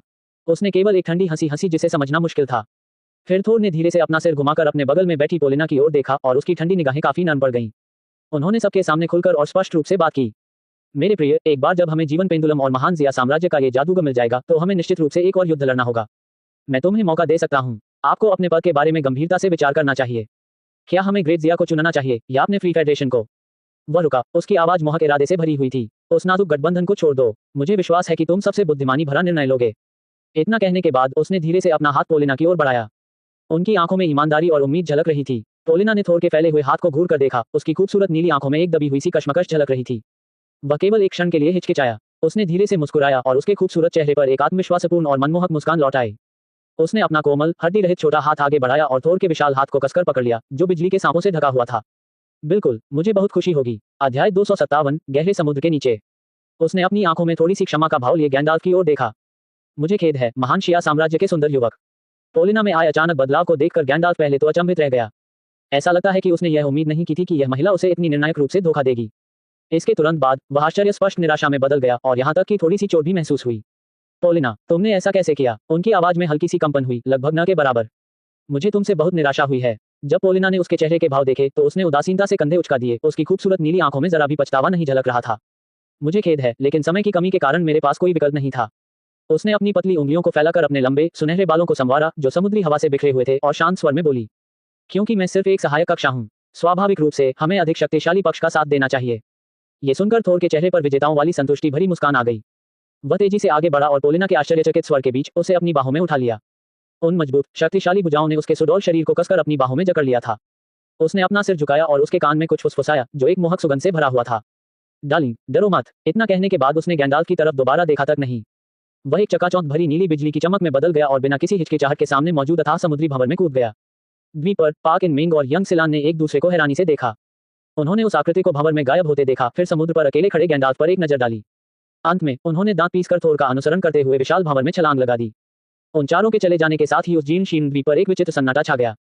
वहां सिर्फ गैंडाल्फ और जली हुई कैरेन ही बचे थे, जो एक दूसरे को घूर रहे थे। वो कमीनी कुतिया। कैरेन लगातार घूमते हुए भंवर को घूरती रही, क्रोध से कांप रही थी और गालियों की बौछार कर दी। उसने आखिरी मिनट में पाला बदलने की हिम्मत दिखाई। मैंने उसे गलत समझा। उसने अपनी काली हथेली फैलाई, आकाश की ओर इशारा किया और एक शपथ ली। उसकी आवाज अंतहीन आक्रोश से भरी हुई थी। भले ही वह बिस्तर पर घुटने टेक कर मुझसे माफी मांगे, मैं उसे कभी माफ नहीं करूंगा। ये सुनकर जो हुआ अवाक रह गया। यार, क्या तुम कल्पना करना बंद कर सकते हो? इस समय थोर ने उसे पकड़ रखा है। अपने सांवले रंग के साथ आप दूसरों से कैसे तुलना कर सकते हैं? हालांकि उन्होंने ये शब्द जोर से नहीं कहे। अगले ही पल गैंडाल्फ के चेहरे से निराशा और दुख के भाव पूरी तरह गायब हो गए। इसके बजाय वहां वही अपरिवर्तनीय शांति और उदासीनता छाई हुई है। ऐसा लग रहा था मानो अभी अभी जो कुछ भी हुआ था वह सब एक नाटक था जिसे वह मंच पर प्रस्तुत कर रहा था। उसकी उपेक्षा करें, उन्होंने शांत स्वर में बात की। उनकी आवाज में किसी भी प्रकार की भावना का अभाव था। शायद उसकी अपनी कुछ योजनाएं हैं। सच कहूं तो जो हुआई कभी भी ग्रेट बेयर किंगडम की इस लड़की के असली रूप को नहीं समझ पाया था। मुझे हमेशा ऐसा लगता था कि उसके द्वारा उठाया गया हर कदम एक गहरा अर्थ रखता था। जो हुआई के लिए उसे थोर के हवाले करना वास्तव में एक अच्छी बात है। इस महिला द्वारा पीठ में छुरा घोंपने के खतरे से बचने के लिए उसने अपना सिर घुमाया और करेन की ओर देखा, जो अभी भी उसके बगल में गालियां दे रही थी। अब स्थिति 3 के मुकाबले 3 से बदलकर 2 के मुकाबले 4 हो गई है। क्या आप अब भी नीचे जाने की योजना बना रहे हैं? जो हुआई को आश्चर्य हुआ। ये सुनकर करेन ने बिना किसी झिझक के गाली देना बंद कर दिया। उसने अपना सिर घुमाया, जिससे उसके सांवले चेहरे पर सफेद दांतों की 2 पंक्तियां दिखाई दी। नीचे उतरो, बेशक हमें नीचे उतरना होगा। उसने अपनी मुट्ठी अपनी छाती पर पटकी, जिससे एक धीमी सी आवाज आई और उसकी आवाज पूर्ण आत्मविश्वास से भरी हुई थी। अगर तुम अंदर जाने की हिम्मत करते हो तो मैं भी तुम्हारे पीछे पीछे अंदर जाने की हिम्मत करता हूँ। मुझे उस कमीने थोर से अभी भी हिसाब चुका करना है। जो हुआई ने मन ही मन सोचा, तुम्हें बिजली का झटका लगकर मौत हो गई है और तुम अब भी बकवास कर रहे हो। हालांकि उन्होंने फिर भी यह बात नहीं कही, ताकि इस अश्वेत व्यक्ति के आत्मविश्वास को ठेस न पहुंचे। इस समय जो हुआई को भंवर में कूदने की कोई जल्दी नहीं थी। उसने अपनी निगाहें पास ही बर्फ पर चुपचाप पड़ी 6 कांसे की चाबियों पर डाली। मुझे हमेशा से ऐसा लगता था कि इन चाबियों का इस्तेमाल सिर्फ रास्ते खोलने के अलावा और भी कई कामों के लिए होता था। नहीं तो इसका आकार चाबी जैसा क्यों होता? क्योंकि यह एक चाबी है, इसलिए कोई ताला जरूर होगा जिसे ये खोल सके। ये सोचते हुए जो हुआई ने गैंडाल्फ को नियंत्रित करते हुए धीरे धीरे अपना हाथ आगे बढ़ाया। उसने अपनी सभी 6 चाबियों को अपने स्थानिक छल्ले में डालने की कोशिश की। परिणाम सफल रहा। उसने बिना किसी बाधा के 6 चाबियां ले ली। दूर स्थित विशाल समुद्री भंवर तेजी से घूमता रहा और उसके गायब होने का कोई संकेत नहीं दिखाई दिया। जो हुआई के चेहरे पर मुझे पता था का भाव था। इन 6 चाबियों के निश्चित रूप से अन्य उपयोग भी हैं। ये सब करने के बाद जो हुआई ने अब और संकोच नहीं किया। उसने अपने पैरों की उंगलियों से पानी की सतह को हल्के से छुआ। कहीं से भी पानी की एक अदृश्य धारा प्रकट हुई, जो उसके शरीर को धीरे धीरे अथाह भंवर की ओर ले जाने लगी। कैरेन बिना किसी झिझक के उसके पीछे पीछे चलने लगी। Dot dot dot. जैसे ही जो हुआई भंवर में दाखिल हुआ, उसने नीचे से एक अदम्य और भयानक खिंचाव महसूस किया। उसके और करेन के शरीर उग्र जलधारा के साथ अनियंत्रित रूप से नीचे की ओर बहने लगे। आसपास की रोशनी धीरे धीरे कम होती गई। जल्द ही वे घोर अंधेरे में डूब गए। तापमान भी लगातार ठंडा होता जा रहा है। उस तरह की ठंड केवल शारीरिक रूप से कम तापमान नहीं होती, बल्कि एक ऐसी कड़ाके की ठंड होती है जो आत्मा को भी जमा सकती है। गैंडाल्फ को नियंत्रित करते हुए जो हुआई ने अवचेतन रूप से तारा चंद्रमा वस्त्र को और भी कसकर लपेट दिया। वह इसे स्पष्ट रूप से महसूस कर सकता था। इस अंधेरे गहरे समुद्र में ऐसा प्रतीत हो रहा था कि कोई छाया में घात लगाकर उन्हें देख रहा है। अदृश्य तलवारों की तरह दुर्भावनापूर्ण निगाहें हर दिशा से आ रही थी। इससे रोंगटे खड़े हो जाते हैं। वहां का माहौल किसी हॉरर फिल्म की तरह ही भयावह था। और इस तरह वे अनिश्चित काल तक पानी में डूबे रहे। इसमें 10 मिनट लग सकते हैं या आधा घंटा भी लग सकता है। जो हुआई को ऐसा लगा जैसे वह कम से कम कई हजार मीटर नीचे गहरे समुद्र में प्रवेश कर चुका हो। लेकिन इस सिलसिले का अंत अभी भी नजर नहीं आ रहा था। अंत में ठीक उसी समय जब जो हुआई का धैर्य समाप्त होने ही वाला था, अचानक नीचे फैले अथाह अंधेरे में प्रकाश की एक किरण दिखाई दी। प्रकाश कोमल था, फिर भी उसमें एक प्रकार की पवित्र आभा व्याप्त थी। इसके तुरंत बाद वह भयानक खिंचाव बल गायब हो गया। जो हुआई और करेन के शरीर एक पतली जेलीफिश जैसी मुलायम बाधा से होकर गुजरे। अगले ही पल दोनों जमीन पर जोर से गिर पड़े। स्टील को भी चूर चूर कर देने वाला वह भयानक जलदाब उस क्षण बिना किसी निशान के गायब हो गया। यहाँ ये हवा से भरा एक अलग स्थान निकला। जो हुआई ने चारों ओर देखा, लेकिन वहां घोर अंधेरा था और वह कुछ भी नहीं देख पा रहा था। थोर और उसके तीनों साथी कहीं नजर नहीं आ रहे थे। ठीक उसी समय जब वह सोच रहा था, उनके पीछे खड़ी करेन को कुछ आभास हो रहा था। उसने अपनी काली हथेली आगे बढ़ाई और सामने के अंधेरे की ओर धीरे से इशारा किया। रा के नाम पर हमें प्रकाश प्रदान करो। भनभनाहट। एक नर्म सुनहरी रोशनी बिखेरता हुआ गोला अचानक हवा में प्रकट हुआ और धीरे धीरे आगे के अंधेरे में विलीन हो गया। जहां सुनहरी रोशनी फैली, वहां अंधेरा ज्वार की तरह छंट गया। उनके चारों ओर की रहस्यमयी जलमग्न दुनिया अंततः उनके सामने प्रकट हो गई। उनके पैरों के नीचे मुलायम सफेद रेत बिछी हुई थी, जो महीन जैड की तरह लग रही थी। चारों ओर तरह तरह के विचित्र समुद्री शैवाल उगते हैं, जिनके नाम मुझे नहीं पता। साथ ही रंगीन मूंगे की चट्टानें भी हैं। समुद्री शैवाल और मूंगे एक हल्की प्रतिदीप्ति उत्सर्जित कर रहे थे, जो इस पानी के नीचे की दुनिया को एक स्वप्निल परिलोक की तरह सजा रहे थे। हालांकि जो हुआई को सबसे ज्यादा चौंकाने वाली बात उसके सामने का शानदार दृश्य नहीं था, बल्कि यह उनसे ज्यादा दूर नहीं था। अचानक एक भयानक काली छाया प्रकट हुई, जो इतनी विशाल थी कि शब्दों में उसका वर्णन करना असंभव था। अध्याय 258 इस्पात का दरवाजा। वह काली आकृति एक निरंतर पर्वत श्रृंखला जैसी दिख रही थी, जो गहरे समुद्र के नीचे शांति से स्थित थी। गैंडाल्फ और कलेन उसके सामने 2 चींटियों के समान महत्वहीन थे, धूल के एक कण के बराबर भी नहीं। इसके विशाल शरीर ने दमन की एक अभूतपूर्व भावना पैदा की। इसे मात्र देखने मात्र से ही विस्मय उत्पन्न हो जाता था और सांस लेना लगभग असंभव हो जाता था। कैरेन ने अपना सिर पीछे की ओर झुकाया और पहली बार उसके सांवले चेहरे पर एक भावहीनता दिखाई दी। बोलने की कोशिश करते समय उसका कंठ ऊपर नीचे हो रहा था। यह क्या है? गैंडाल्फ के शरीर में निवास करने वाली जो हुआई की चेतना भी अपने सामने के दृश्य को देखकर उतनी ही विस्मित थी। उसने अपना सिर हिलाया, उसकी आवाज में गंभीरता का भाव था। मुझे नहीं पता, लेकिन ये बहुत संभव है कि यह गहरे समुद्र का कोई राक्षस हो। एक अजीब जानवर। कैरेन की आवाज का लहजा भी बदल गया। क्या ये बहुत बड़ा नहीं है? मैंने इससे पहले इतना बड़ा जानवर कभी नहीं देखा। जो हुआई ने सहमति में सिर हिलाया। ये निश्चित रूप से बहुत बड़ा है। इसका आधा शरीर नीचे रेत में दबा हुआ है। परिणामस्वरूप जो हुआई यह नहीं बता सका कि वह विचित्र जानवर वास्तव में कैसा दिखता था। केवल सामने आई रूपरेखा से ही यह स्पष्ट रूप से आंका जा सकता है कि यह एक विशाल व्हेल से मिलती जुलती है। हालांकि वह जानवर पूरी तरह से स्थिर रहा। सिस्टम पैनल पर कोई प्रासंगिक जानकारी प्रदर्शित नहीं हुई। क्या आपको लगता है कि यह अजीब जानवर पहले ही मर चुका है? कैरेन ने उस निर्जीव विशालकाय जीव को देखा और एक साहसिक अनुमान लगाया। ये तो बस एक विचित्र जानवर का शव है। उसने अपनी जीभ चटकाई, उसकी आवाज आश्चर्य से भरी हुई थी। हालांकि इसके आकार और शेष आभा को देखते हुए ये निश्चित रूप से जीवित रहते हुए एक भयानक बॉस रहा होगा। और इसका स्तर कम से कम 80 या उससे अधिक है और मुझे नहीं पता कि यह कब से मृत है। ये सुनकर जो हुआई का दिल एक पल के लिए धड़कना भूल गया। उसे अब भी नहीं पता था कि लेवल 80 के हेल लेवल बॉस का असली मतलब क्या होता है। यदि हमें ऐसी स्थिति का सामना करना पड़े तो शायद खंडहरों के बाहर स्थित विभिन्न देशों के शीर्ष नेताओं के संयुक्त प्रयासों से ही इसका सामना करना संभव हो पाएगा। लेवल 80 की तो बात ही छोड़िए, अगर यहाँ अचानक से लेवल 50 का कोई खतरनाक बॉस प्रकट हो जाए तो वहां मौजूद सभी लोगों को हाई अलर्ट पर रखने के लिए ये काफी होगा। विस्मय की भावना के साथ वे दोनों धीरे धीरे उस विचित्र जानवर के विशाल शव के पास पहुंचे। हालांकि थोर और उसके तीनों साथी कहीं नजर नहीं आए। कैरेन ने भौहें चढ़ाई और धीरे से बड़बड़ाते हुए एक अपशब्द कहा, धिक्कार है, ये लोग कहाँ चले गए? उसने चारों ओर देखा और उसे विशालकाय शव के अलावा कुछ भी दिखाई नहीं दिया। क्या ऐसा हो सकता है कि यह उस राक्षस के शरीर के अंदर चला गया हो? ये सुनकर जो हुआई ने सहमति में सिर हिलाया। बहुत संभावना है। क्या आपको लगता है कि जीवन का पेंडुलम इस विशालकाय राक्षस के अंदर हो सकता है? यह कल सुनकर करेन का मुंह खुला रह गया और वह काफी देर तक अवाक रही। लेकिन अब ऐसा प्रतीत होता है कि यही एकमात्र निष्कर्ष है जिसे स्थापित किया जा सकता है। कुछ ही देर में वे दोनों उस विशालकाय राक्षस के शव के सामने पहुंच गए। आप जितना करीब पहुंचेंगे उतनी ही अधिक आप इसकी अपार भव्यता और वीरांगी को महसूस कर सकेंगे। ये शरीर न जाने कितने वर्षों से यहाँ सोया हुआ है, फिर भी इसमें सड़न का कोई संकेत नहीं है। आसपास की फ्लोरोसेंट रोशनी में उनकी सांवली त्वचा एक गर्म जेड जैसी चमक बिखेर रही थी। ये तरह तरह के समुद्री शैवाल और मूंगे से ढका हुआ है, जिससे यह एक चलता फिरता पानी के नीचे का पारिस्थितिक पार्क बन गया है। अपने सामने मांस के पहाड़ को देखकर करेन की जिज्ञासा पूरी तरह से बढ़ गई, जो किसी शहर की दीवार जैसा दिखता था। उसने हाथ बढ़ाकर ठंडी त्वचा को छुआ, वह स्टील की तरह सख्त महसूस हुई। वह कुछ कदम पीछे हटा और उसकी काली आंखों में एक सुनहरी रोशनी चमक उठी। राका भाला, उसने धीमी सी चीख निकाली और अचानक उसके हाथ में सुनहरे प्रकाश से बना एक तेज भाला प्रकट हो गया। उसने अचानक भाला फेंक दिया। पुकारें। सुनहरे भाले ने तीखी सीटी की आवाज के साथ हवा में वार किया और एक जोरदार धमाके के साथ विशाल शव को भेद दिया। काटना। एकदम साफ आवाज। राका भाला, जो आसानी से 100 मीटर लंबी स्टील की प्लेट को भेद सकता था, लाश की त्वचा को छूते ही उछलकर दूर जा गिरा। उसका हल्का सा भी निशान नहीं बचा। ये देखकर करेन पूरी तरह से अवाक रह गई। उसने बिना सोचे समझे ही अपशब्द बोल दिए, ये तो बेहद चौंकाने वाली बात है। एक मृत शरीर की त्वचा इतनी सख्त होती है? जो हुआई ने चुपचाप सिर हिलाया। मुझे लगता है कि इस विचित्र जानवर का शव निश्चित रूप से उच्च श्रेणी की ढलाई सामग्री है। अगर हम इसे वापस लेकर ओएजी को दे दें तो शायद वह हजारों पौराणिक उपकरण बना सके। दुर्भाग्यवश मैं इसे अपने साथ बिल्कुल भी नहीं ले जा सका। यहाँ तक कि स्थानिक वलय भी इसे पूरी तरह से समाहित नहीं कर सका। तो सवाल यह है, चूंकि हम घाव पैदा नहीं कर सकते तो हम अंदर कैसे प्रवेश करेंगे? जो हुआई ने करेन द्वारा निर्मित प्रकाश के गोले की ओर नीचे देखा। उसने जमीन पर फैली नर्म सफेद रेत में अलग अलग गहराई के बिखरे हुए पदचिह्न देखे। स्पष्ट है कि थोर और उसके गिरोह के लोग पहले भी यहाँ आ चुके थे। अगर हम उनके पदचिह्नों का अनुसरण करें तो शायद हमें प्रवेश द्वार मिल जाए। ये सुनकर कैरेन की आंखें चमक उठी। उसने जल्दी से अपना सिर नीचे किया और रुक रुक कर दिख रहे पदचिह्नों का पीछा करते हुए आगे बढ़ा।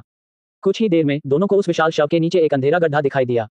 गुफा के प्रवेश द्वार का दायरा कई दसियों मीटर था, जिसका आधा हिस्सा जमीन के ऊपर और आधा जमीन के नीचे था। घाव के किनारों पर अजीबोगरीब झुर्रीदार पैटर्न बने हुए थे जो किसी घाव जैसे नहीं दिखते थे। यह एक ऐसी जगह होनी चाहिए जो किसी पौराणिक जानवर की नाक या मुंह से मिलती जुलती हो। जो हुआई ने अनुमान लगाया। चलो अंदर जाकर देखते हैं। हमें जल्दी करनी होगी और थोर और उसके साथियों को बहुत आगे नहीं बढ़ने देना होगा। ये सुनकर करेन ने सिर हिलाया। इस बार उसने सबक सीख लिया और जल्दबाजी नहीं की।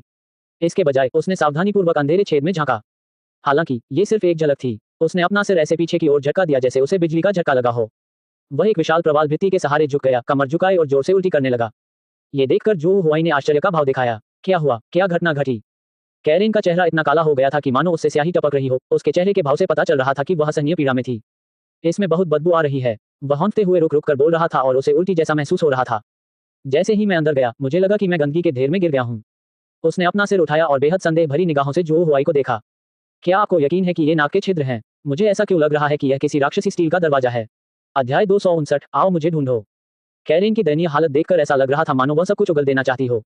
गैंडाल्फ को नियंत्रित करते हुए जो हुआई भी सावधानीपूर्वक आगे बढ़ा और धीरे से अंधेरी गुफा के प्रवेश द्वार को सूंघा। अगले ही पल, हालांकि जो हुआई ने खुद को मानसिक रूप से तैयार कर लिया था, फिर भी वह उस भयानक दुर्गंध से बुरी तरह प्रभावित हो गया और लगभग मौके पर ही मर गया। यह एक जटिल दुर्गंध थी जिसे शब्दों में बयान करना असंभव था। ये कुछ ऐसा है जैसे सैकड़ों वर्षों से सड़ रही एक लाश को लें, उसमें हजारों वर्षों से किण्वित हो रही नमकीन मछली मिला दें, फिर उसमें 10 वर्षों से फ्लश न किया गया एक सार्वजनिक शौचालय मिला दें और अंत में उसे धीमी आंच पर 39 दिनों तक पकाकर एक गाढ़ा सूप बना लें। महज एक बार सूंघने से ही जो हुआई का दिमाग उबलने लगा और गंध से मानो उसकी खोपड़ी फट गई हो। ये किसी विचित्र जानवर का शव नहीं है, ये स्पष्ट रूप से एक चलता फिरता जैविक हथियार है। जो हुआई को अपने सिर और आंखों में तेज दर्द महसूस हुआ। उसे समझ नहीं आया, यह विचित्र प्राणी स्पष्ट रूप से अनगिनत वर्षों से मृत था, इसके शारीरिक कार्य बहुत पहले ही बंद हो जाने चाहिए थे। इतने लंबे समय के बाद तो उत्सर्जन का छिद्र भी इतनी भयावह घातकता बरकरार नहीं रख सकता। उल्टी, एक विशाल प्रवाल भित्ति के सहारे खड़ी करेन को एक बार फिर से तीव्र उल्टी होने लगी। उसे ऐसा लग रहा था जैसे वह पित्त की उल्टी करने वाला हो।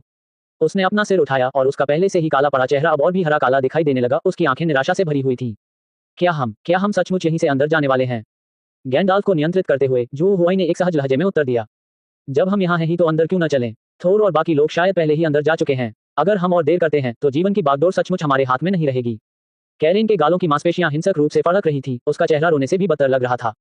लेकिन इसमें से बहुत बदबू आ रही है। मुझे डर है कि जीवन का संतुलन मिलने से पहले ही मैं धुएं से दम घुटकर मर जाऊंगा।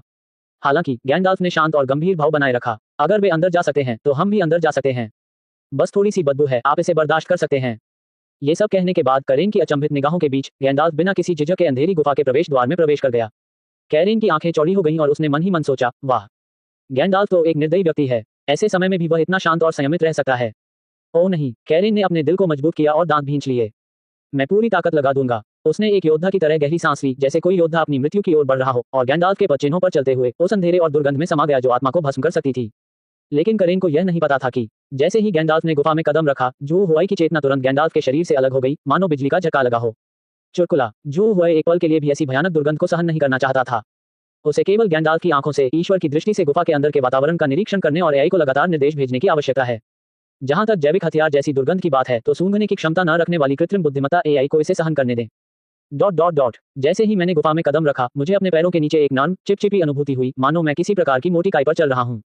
गुफा का भीतरी भाग पूरी तरह से अंधेरा नहीं है। मांसल दीवारों में जड़े हुए विचित्र पत्थर हैं जो एक नर्म नीली रोशनी उत्सर्जित करते हैं, सांस लेने की तरह टिमटिमाते हैं, इस अंधेरे मार्ग में प्रकाश की एक विचित्र झिलमिलाहट लाते हैं। गैंडाल्फ के लगातार विकसित होते दृष्टिकोण के माध्यम से जो हुआई को जल्द ही एहसास हुआ कि उसका पिछला निर्णय गलत प्रतीत होता है। उसने मान लिया था कि थोर और उसके 4 साथी भी इसी गुफा से अंदर आए थे, लेकिन अब ऐसा प्रतीत नहीं होता है। हर कदम के साथ मेरे पैरों के नीचे की कोमल त्वचा पर स्पष्ट पदचिह्न बन रहे थे। हालांकि आगे सड़क पर एक भी पदचिह्न नहीं था। स्पष्टतः इससे पहले यहाँ कभी किसी ने कदम नहीं रखा था। ऐसा लगता है कि थोर और उसके साथी भी उस भयानक दुर्गंध को सहन नहीं कर सके और उन्होंने दूसरा प्रवेश द्वार चुना। लेकिन कैरेन और मैंने हिम्मत जुटाई और आगे बढ़ गए। ऐसा ही होगा, जो हुआई ने मन ही मन सोचा। चूंकि हम पहले से ही यहाँ हैं, तो चलिए बस परिस्थितियों के अनुसार चलते हैं। शायद ये रास्ता उन्हें थोर और उसके साथियों की तुलना में जीवन के पेंडुलम के स्थान तक तेजी से पहुंचा देगा। वे कई 100 मीटर और अंदर चले गए। गैंडाल्फ के दृष्टिकोण से जो हुआई ने नीली रोशनी बिखेरते हुए और भी पत्थर देखे। वे आसपास के मांस में इस प्रकार सघन रूप से धंसे हुए थे जैसे रात के आकाश में तारे। जो हुआई ने एक नजर में ही उस सामग्री को पहचान लिया। उन्होंने इसे इंपीरियल एकेडमी बिल्डिंग की 23वीं मंजिल पर देखा था। ज्वार का हृदय, एक दुर्लभ ढलाई सामग्री जिसमें जलीय तत्वों की अत्यधिक प्रचुरता होती है। इससे निर्मित हथियार जल आधारित कौशलों की शक्ति को काफी हद तक बढ़ा सकते हैं। बाजार में इनमें से कोई भी एक 10 लाख जिया सिक्कों से अधिक की आसमान छूती कीमत पर बिक सकता है। और यहाँ तो संख्या इतनी विशाल है, पहली नजर में तो वे काफी घनी आबादी वाले लगते हैं, कम से कम सैकड़ों। हमें तो जैसे दौलत मिल गई। जो हुआई बेहद प्रसन्न हुआ और उसने तुरंत गैंडाल्फ को आगे बढ़ने का निर्देश दिया ताकि वह एक बीज तोड़कर उसका परीक्षण कर सके। गैंडाल्फ ने अपना सूखा हुआ हाथ फैलाया, उसकी 5 उंगलियां हुक की तरह थी और उसने उसे हॉट ऑफ द टाइड में से एक पर कसकर पकड़ लिया। एक जोरदार झटके के साथ, जल्दी से आना, एक धीमी सी आवाज। उसने बड़ी आसानी से तड़पते हुए शरीर से 10 लाख डॉलर की हॉट ऑफ द टाइड को अलग कर दिया। हालांकि ठीक उसी समय पत्थर को हटा दिया गया। अचानक बदलाव आ गया है। फुफकार, एक घनी, लगभग अभेद्य हरी गैस मानो हजारों वर्षों से जमा हो रहे ज्वालामुखी से निकली हो, अचानक मांसल दीवार में मौजूद दरार से फूट पड़ी। ये देखकर जो हुआई चौंक गया। मुझे लगा कि मैंने किसी तरह के जाल को सक्रिय कर दिया है। उसने तुरंत गैंडाल्फ को पीछे हटने और भागने का निर्देश दिया। हालांकि जल्द ही उन्हें पता चल गया, गैंडाल्फ के स्वास्थ्य में जरा भी गिरावट नहीं आई।